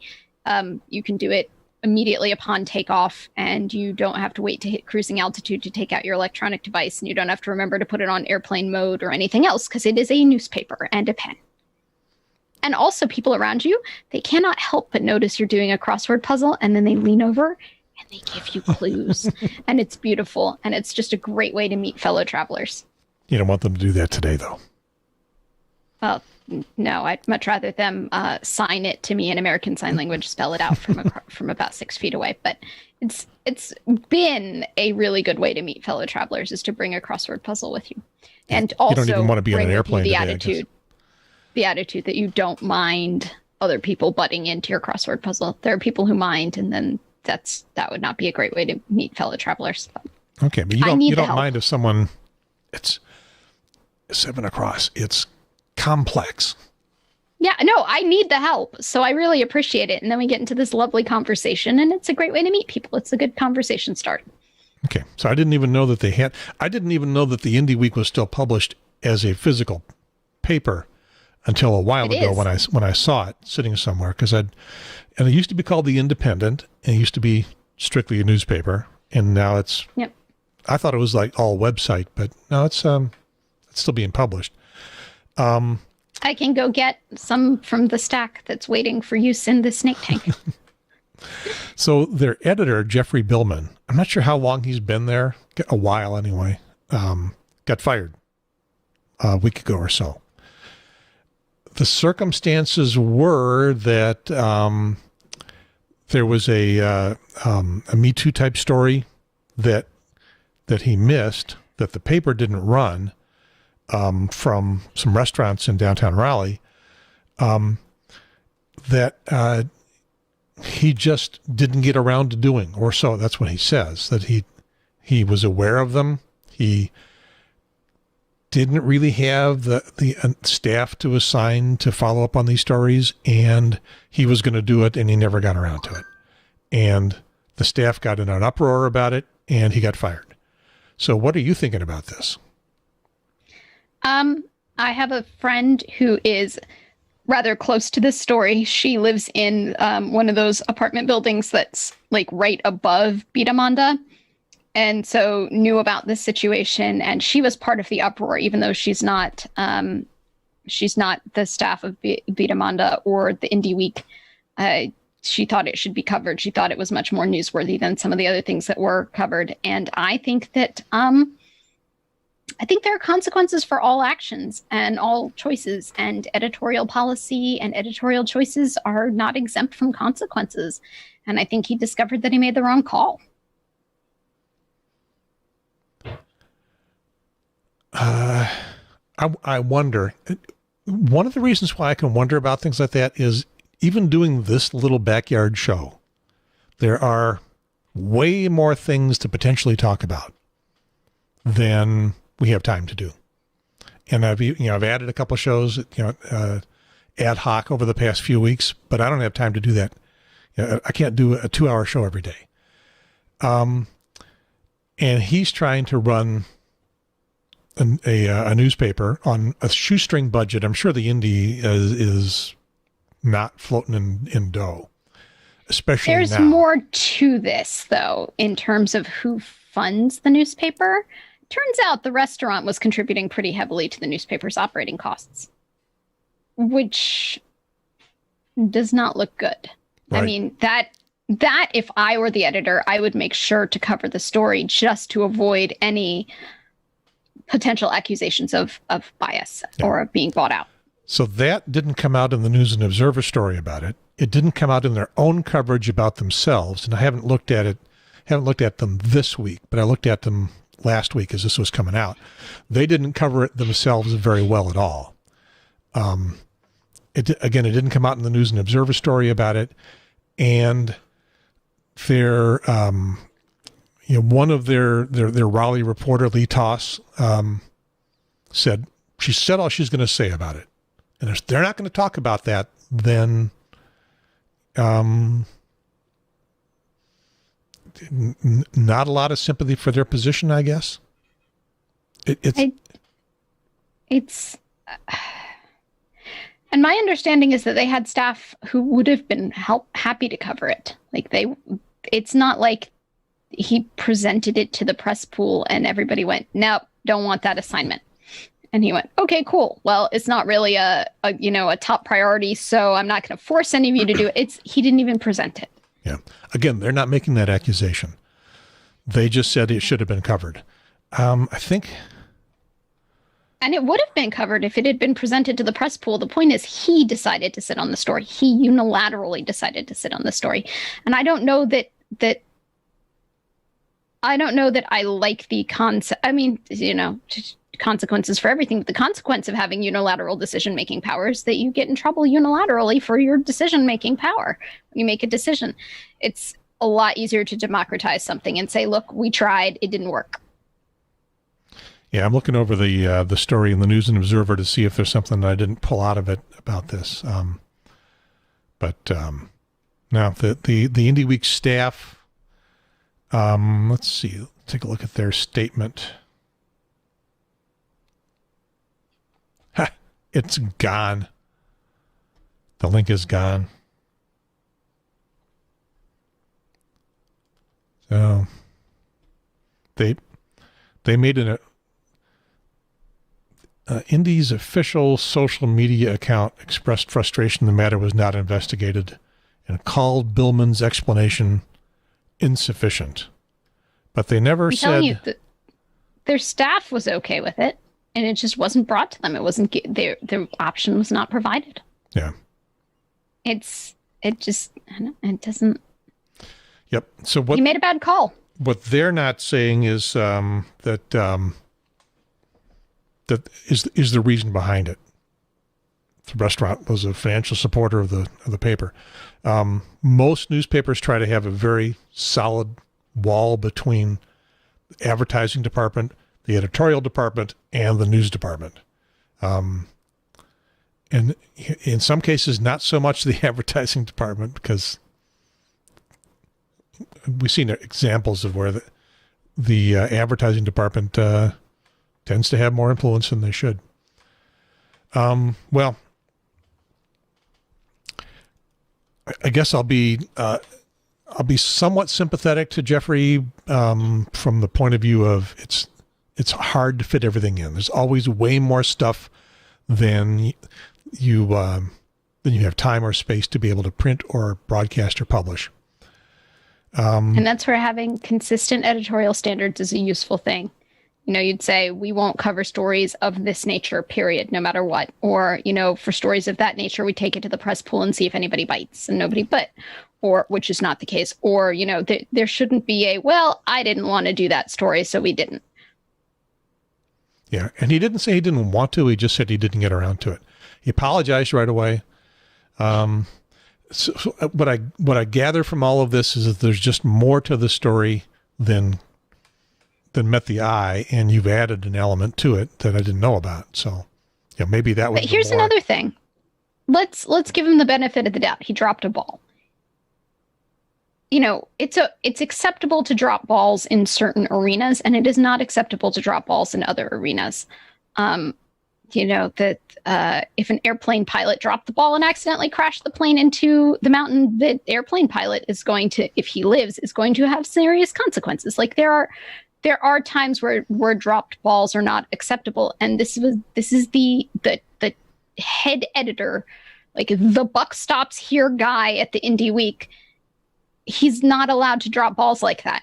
He's not allowed to let a story just fall off the plate. He's got to have a system in place where balls don't get dropped, where it gets a thumbs up, a thumbs down, or something happens to it. This story. And what he said was, I wanted to do it, I didn't get around to it. That's not acceptable for you in that job, man. And that's not a reason to keep you on in that job, man. Well, I guess that's the next question is that a fireable offense, or is that a whack your pee-pee offense? For his seniority, his height of position, I would say that's a fireable offense. He's making rookie mistakes in a senior executive position. Yeah, I'm not sure I would call it a rookie mistake. He admitted it was a mistake. I mean, he apologized for it. I think he's surprised he got fired for it. I also get the feeling that there was more going on, more palace intrigue in yes, definitely more palace intrigue than we have visibility into. So there's probably a lot more to it. But again, what I'm saying is, even if his spin on it is accurate, it's still a fireable offense. Again, I'm not calling him a bad human being. There's a difference in between the ability to have that job and how you are as a person. And it's just, if his version is correct, then he is not the right employee for that job. Okay. There's a job out there that he's the right employee for. It's just not that one.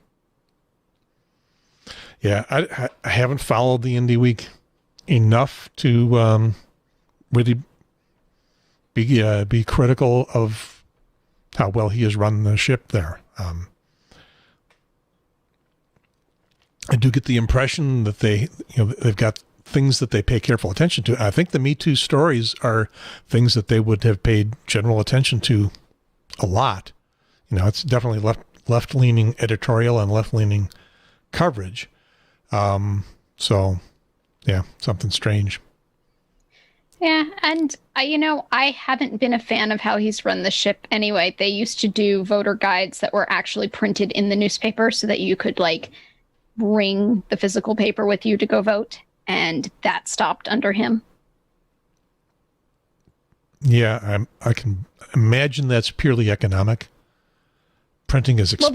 Well, they still put out the Indie Week for that time period. It's just that they didn't devote those couple of inches to the voter guide, which oddly enough is the only reason certain people pick up the Indie Week. So you could sell advertising around that for bukus more than any other advertising. Like, that's a bad economic decision right there. I don't understand.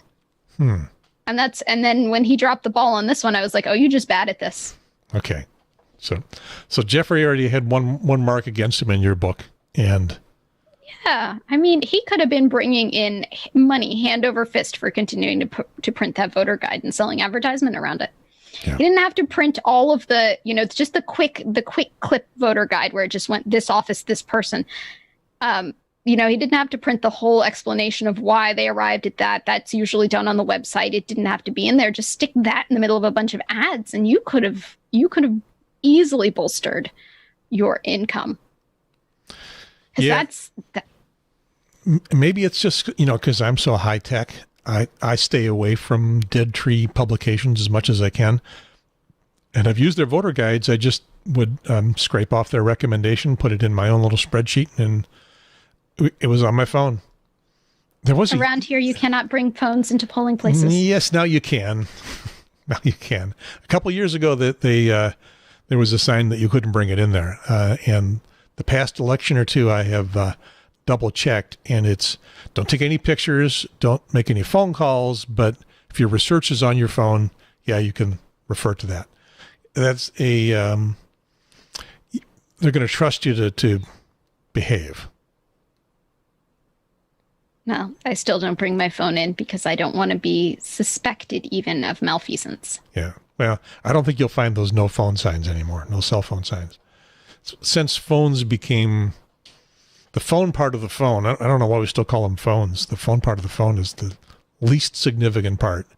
It's how did Steve Jobs refer to it when the first iPhone came out? It's a phone.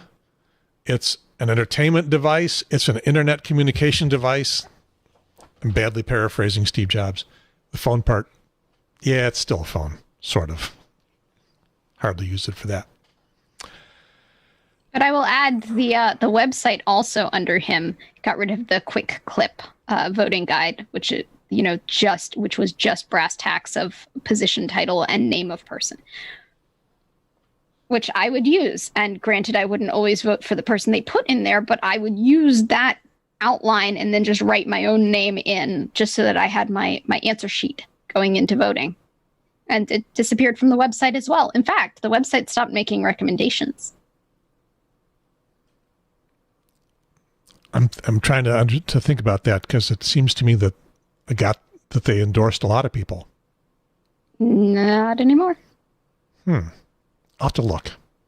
Last time I went to go vote, I went to the website to go see who Indy was in favor of, and there was a statement about how it is now policy that they are not telling you who to vote for. I don't want to do that in the middle of this show, but I'll certainly be looking for them as we come up to the next election, and I'll have to check that out. It just struck me that he was trying to take the newspaper in a different direction. And of course, since he's gone, all that stuff may come back.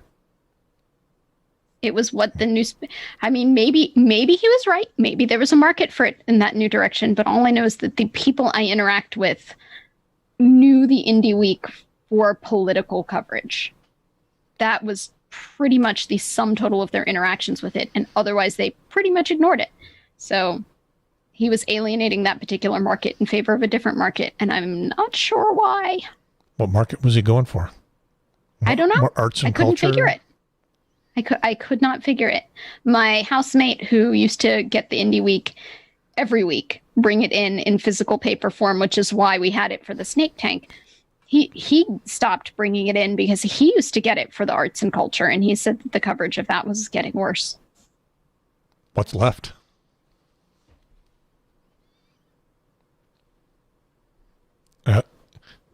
For the audio audience, Jen is shrugging her shoulders and raising her hands in the, I don't know. I don't know.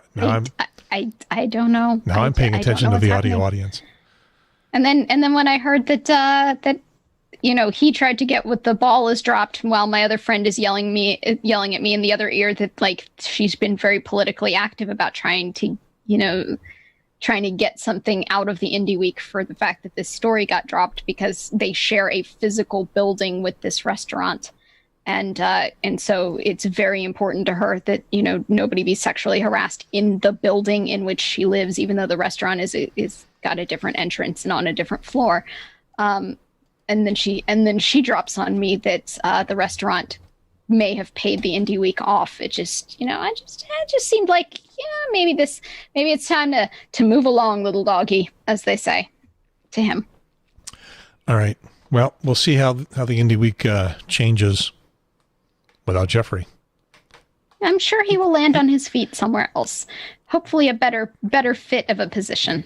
Yeah, I noticed his byline on, maybe not quite half the stories, but a lot of them. So besides being the editor, he was doing a lot of writing and researching as well. So he was staying pretty busy with it. Moving on. Briefly, the couple minutes that we have left. Rate my Skype room. So let's take a look at Jen's Skype room. What is this thing? Are you familiar with the Rate My Skype Room phenomenon? No. Okay, so apparently there's this thing on Twitter. I can bring that up here. The room rater, rater, not raider, who rates mostly celebrity or well-known people's Skype rooms. And is he commenting on backgrounds, all the things that you are absolutely not supposed to do in the list of things you're not supposed to do? Yeah. So let's see, 19 minutes ago, I don't know who Ted Lieu is, candidate for Congress someplace. Nice, well-lit bookshelf, one-fisted water drinker. That's a knock on Trump, who can't. I mean, how are you going to like two-fisted water drinker? Well, that's a Trump slam. People have noticed that Trump can't lift a glass of water to Oh drink God, it. no! Trump is for the audio audience. You can't see, but I have a jar of olives, and I am now going to use it as a prop to indicate all of the ways that Trump cannot get water to his mouth. There's the. Wait, let me turn away from my mic.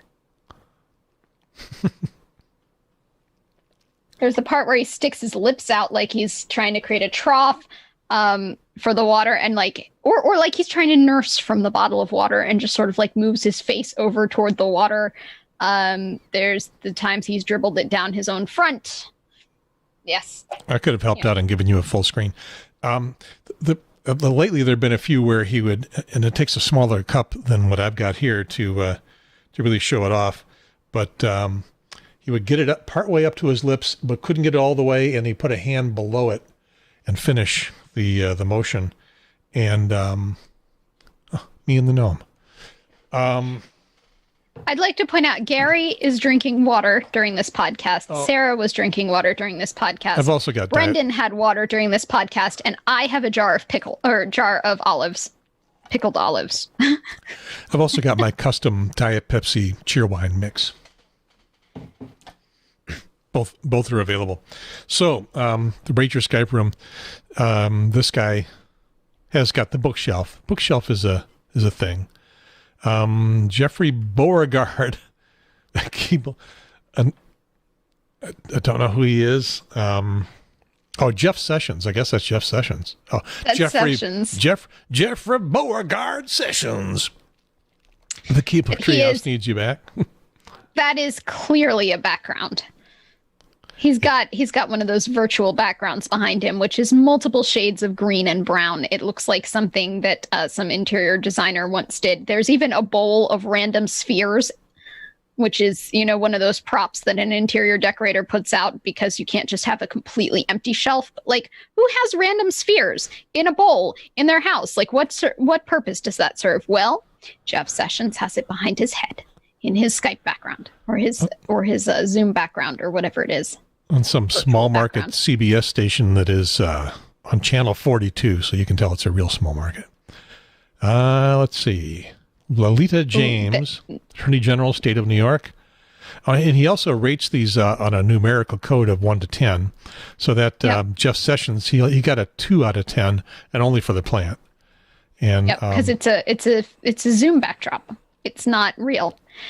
And the next person is the New York State Attorney General, and she's doing this in her kitchen. And you can see her refrigerator, and you can see her front door, and you can see that she is in a house, and her microwave in a house that she clearly lives in.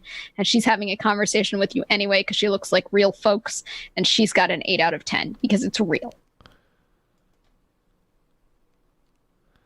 so I'm not sure why Janessa Webb loses a point. She's only 7 out of 10.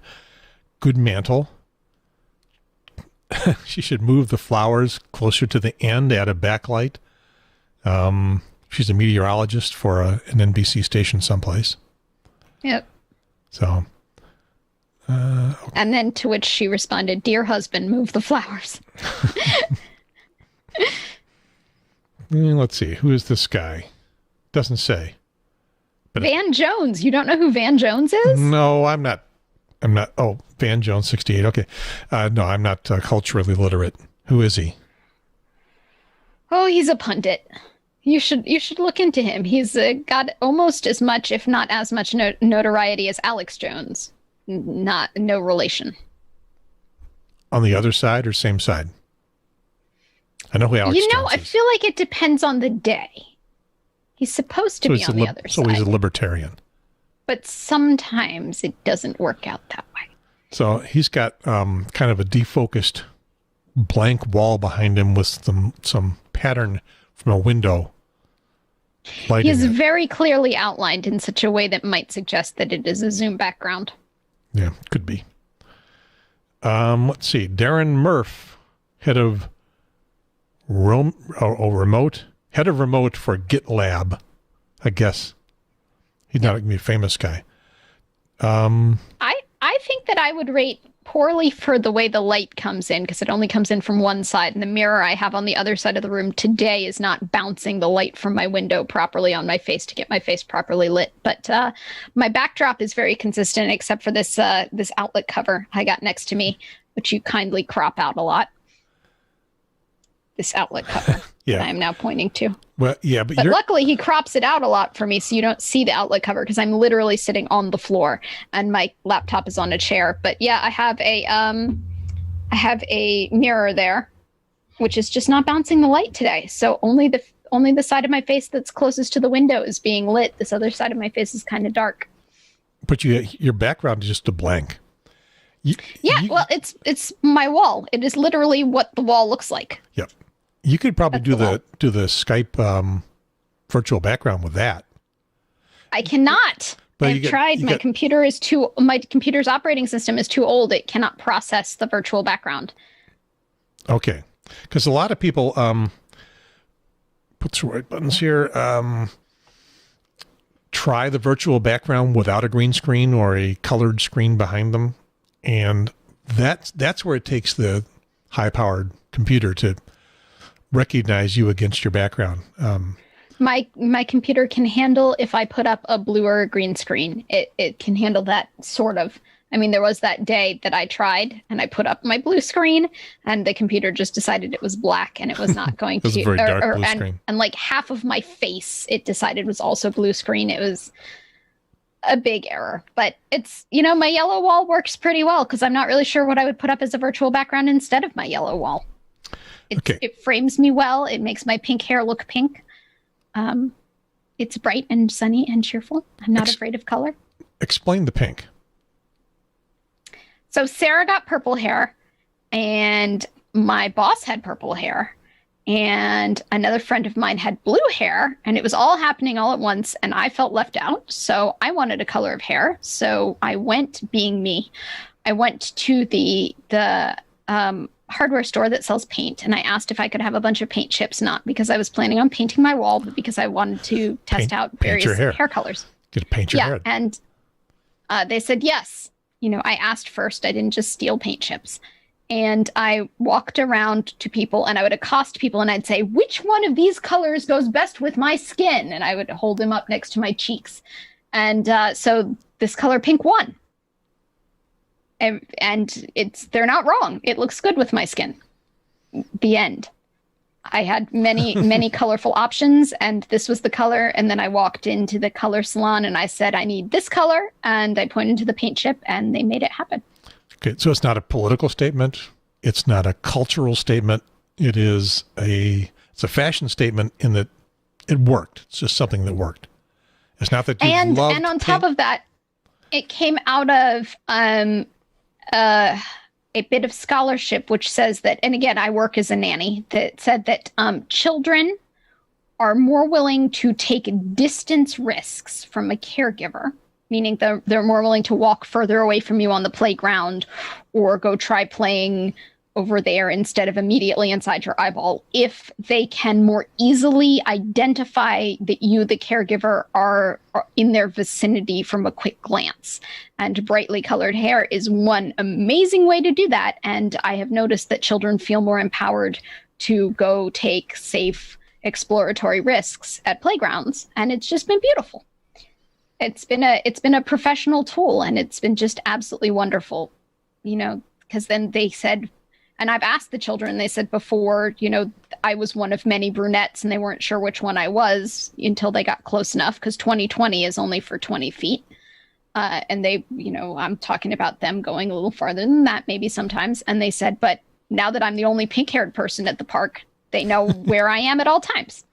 They don't have to be able to make out my eyes or my nose or my mouth to be able to distinguish the finer features of my face. They can just see bright pink hair and they're like, that must be Jen. I'm going to keep swinging. So do you wear the wig when you're working with the kids, or you're now going two-tone because of the COVID? I'm going two-tone because of my gigantic roots, but the kids keep asking me when I'm going to repink it. Luckily, it being COVID, we're not going to the playground. So the problem has solved itself. But yeah, if we're going to the playground again, I would probably go back to bright pink hair, because I want them to feel like they can go anywhere in the playground and not need me to hover. Okay. So now I know. I was thinking, this was a childhood thing, it was just, 'cause, girls in pink are a thing. But I wanted blue. I'm not going to lie. I was lobbying hard for teal, and everybody I accosted, and I accosted strangers, politely accosted, but I did accost complete strangers and went, pick the best color. It was pink, and I had to accept the fact that it was unanimously pink. Everybody picked pink, and not only that, but they picked the same square of pink on the paint chip. Impressive. Everybody. Okay, so rate my Skype room. You got a lot of stuff going on. It's cluttered. And I'm not allowed to talk about it because I read the rules, and the rules said don't talk about the background. But you've got a lot of stuff going on, and you've got some funky shadows. Was it my rules that said that? No, there's a website that as soon as COVID-19 hit and everybody started doing video chats, they said, hey, here are the top 10 rules about how to have a successful video chat. And one of the questions was, don't ask people, can you hear me? And don't apologize for being muted. Just unmute yourself and carry on with authority. And, don't ask people, can you hear me? Because if they can't hear you, they can't answer. And if they can hear you, they will answer. And but everybody who's not here, raise their hand. Yeah. And then it said, like, instead just start presenting. And if people can't hear you, then they'll tell you. They'll be like, hey, we can't hear you. They'll chat at you about it.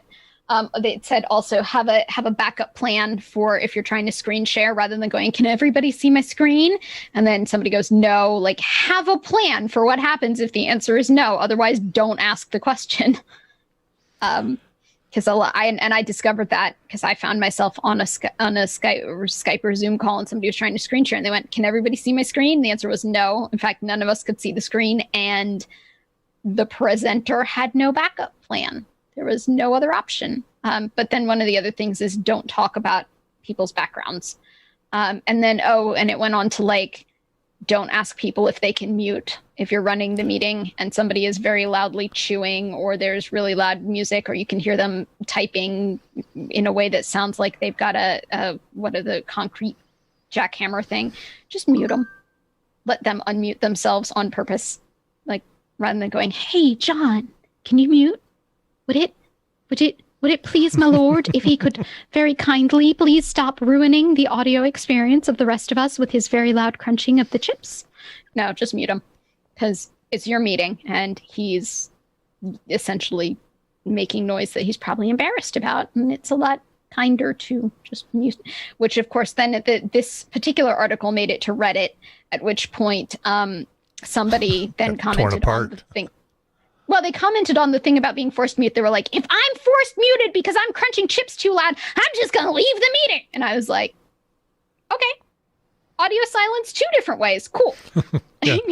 Don't let the Zoom door hit you in the ass on the way out. However, this is not a Zoom conference. This is a, for lack of a better term, television show. You've got some funky shadows going on top of that gnome. I'm sure that's your ceiling light. It looks like it might be a fan, but that poor gnome looks like it's being hit by a ray of death. Right. Okay. Yes. That I'm doing the best I can to light him and soften it as much as I can. It's a little light that's just, you can, right there. That's the tip of it was a tiny little light, and it's shining down on him. I can't make all the shadows go away. But I will give you an 8 out of 10 for a real life background, and you get points. That I took off a point though because it does look like you have a coffee mug growing out of your head. The white one. Yeah, that one. Yeah. It depends on where I'm sitting. But. I was on a meeting with somebody who had literally a lamp growing out of her head. It was one of those old-fashioned. This lamp is definitely growing out of my head. That's the gooseneck of the lamp that ends up over here. Yep. So, but it's just interesting to see people's backgrounds and I always want to comment on their backgrounds because there's always something really cool that I see. Like, for example, the gnome having the endless press conference, or the fact that there's a piggy bank right next to the word, right next to a bottle that says pig on it. Yeah, those are leftovers from the old ham radio thing. You get ham radio and the piggy bank. I was also doing a Patreon back then, and people were sending money. So he was the image of the fundraising effort for doing that show, and it was fairly successful. His name, by the way, is Arvin. Arvin. A long story. I like his hat. Long story. For those on the audio only podcast, his hat is a microphone flag for the Triangle Talk Show. Yes, which you've got one of those as well that you haven't found a place for. No, because, I've got a wall directly behind me. In fact, I can lean my head back against the wall and I didn't move much. Yep. It's lovely. The rest of my yellow room is a guest room. So there's beds for guests that I don't have because we're in lockdown. Okay. Well, we're well beyond the 2-hour point. In fact, since we started the pre-show at the 10-minute point, we're coming up to 2.5 pretty quickly. So that's pretty awesome. But this is not Joe Rogan. I guess he does 3-hour shows. I have a mixed experience with Joe Rogan. I listened to his sex worker episode, and that was the one I could make it all the way through. Because you were interested in the subject matter. Yeah. She was talking about Sesta Fosta, and it was very interesting to learn that nobody involved in either sex work or in trying to prevent human trafficking for sex work wanted that law. So then the question is, so who does the law serve? And the answer is conservatives trying to play to their base. I barely remember the name that you mentioned, Sesta Fosta, but nothing's coming about what it was all about. It is the law that makes websites responsible for any sex trafficking that takes place over their website, or sex work that takes place over their service. Which unfortunately then, because there were all these human trafficking groups that were trying to find trafficked people and save them, they were sort of camping out on the websites and watching these messages get exchanged, and then they could use that information to go intercede. As soon as that law got passed and therefore took sex work offline, essentially. Now these sex trafficking watchers, these human trafficking watchers, can't find it because it's gone extra underground, and that's why they didn't like the law. And then, of course, sex workers who are doing it of their own consent and willingly because they really enjoy having sex with so many random people. And, oh, hey, we get paid for it, too. They don't like it either because now that it's gone underground, they have lost the ability to have one another weigh in and give basically reviews and say, hey, that guy, he's really abusive. You probably don't want him as a client. I can see that he's trying to chat you up on this web service because this is available to anybody with an account on the web service to see.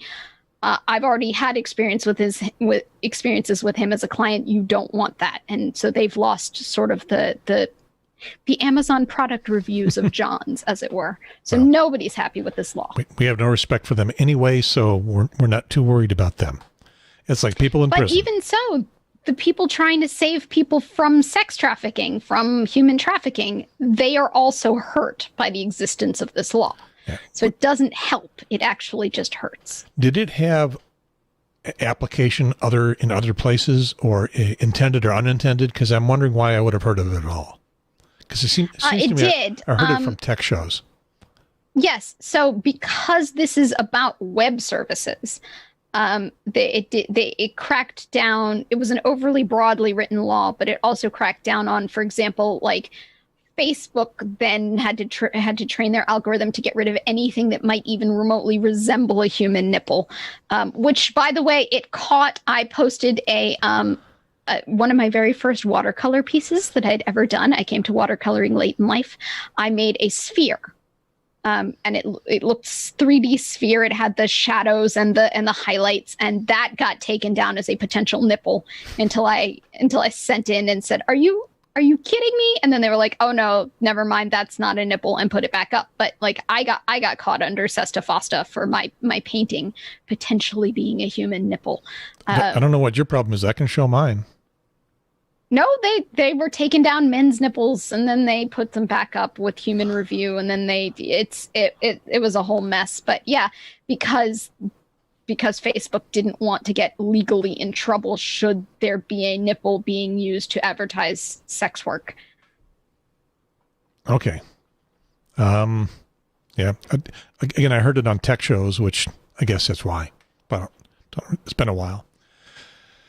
I suppose we ought to end this thing, as much fun as it is. Cindy sent me a care package here.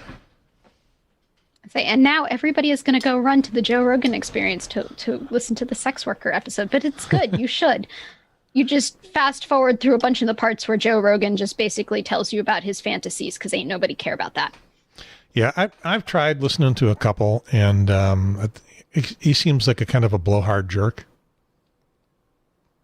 And he definitely might not have given him a fair shake. He definitely took this particular topic and tried to make it all about himself. Okay. And I was like, it's not about you. Stop it. Let the woman talk. All right.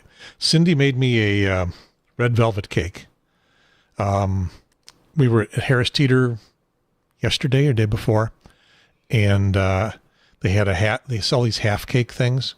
And whenever she's out of town, I get one, but she hasn't been out of town now for months. So I was bemoaning that fact. So she said, "I'll make you a red velvet cake." She's gotten very domestic. She doesn't like the frosting, so she gave me her frosting. She had a piece earlier, apparently. And she gave me her frosting. Is she making us a cake for the 100th episode? Well, we'll have to think about that. With 100 candles on it. Or a representative. Get those 100 things. Yeah, I'm not real good at celebrations, so I don't know if we'll do any more than just say, "Yay, it's 100 shows." Let's do a call-in show. I was thinking about that. What we could do is do the Zoom thing and put a waiting room in it, and just publish the Zoom log on probably on Reddit someplace, or maybe a couple places on Facebook, and then say, the problem is no one will call in. That's I don't know. It'll be embarrassing. There was that Nobody guy will. on Facebook that one time who called me out for getting something wrong. I'm sure that he would participate. Yeah, it's possible. I've worked at small radio stations, and we would occasionally do a contest or something, and and I thought, I'll pretend I'm a bigger radio station than we are, and say that we're going to give away our prize to the third caller. We only got one caller, and so I couldn't give away the prize because we never got a third caller. So that would be the problem, but we'll give it a try. We'll put people in the waiting room. We won't be able to screen them. We'll just bring them in one at a time. And if they're a jerk, boot them out right away. Or maybe just enjoy them being a jerk. What the hell? Why not? Yeah. Okay, show me your butt. Good. That's a really ugly butt. No, because Sesta Fosta, man. Sesta Fosta. YouTube would, I guess YouTube would, YouTube doesn't mind if we say fuck, but YouTube would probably object to nudity. In fact, I'm sure they do. Otherwise, it would be PornTube. You could make more money there. There is a PornTube, I think. There is. It used to be called ManWin. There's a podcast about that one too. That's a whole podcast series. It's really good. Another bit of like quarantine podcasting to listen to. America's going to hell. Back in my day. First of all, it's Canada, but other than that. Oh, well, see, Canada's America. They're North America. Pornhub comes from Canada. It used to be called ManWin. Go Canada. Blame Canada. And now that you know that it's from Canada, it's not ManWin because like man versus woman. It's ManWin because Manitoba. Oh, okay. Well, okay then. Now it's even more you want to hear this podcast series. It's so good. It's so good. Don't listen to it with children in the car because then the children go, Jen, I don't think we're supposed to be listening to this. That sounds like you've had that experience. It's not particularly racy. They cover they do say porn in there a couple of times, but they absolutely cover it from an economic business perspective. Okay. Well, we are now at easily 2.5 hours. So I'm going to pull the plug. Happy Father's Day, all of you who've made it this far in the show. And we'll let Gary go eat his icing. He must have dinner coming up. Okay, because Brendan was enticing you with Thai food, so. I want Thai food now, too. So much. I wanted Thai food before the show started. But now I extra want Thai food. Okay, so we thank Sarah Wagner for coming on the show a little bit earlier. One more time, and she gets to read her own introduction over the music. And Brendan, who has had to go to his Thai food. You are Nanny Jen, nannycast.com. I'm Gary Pierce. This has been episode 98. I'm not using my triangle enough. This has been episode 98, Mob. Oh, I forgot the clever thing I did with Mob Scene. Mob, period, Scene, S-E-E-N. I don't really know what that means, but it is a Dangerous Mob of Lefties. June 21st, 2020. Goodbye, everybody. Over and out. You did the whole thing. You stole. You made me do the whole thing last time. I did? Yes. Oh. Okay. I'm losing control of the show. Switching on. Over and out.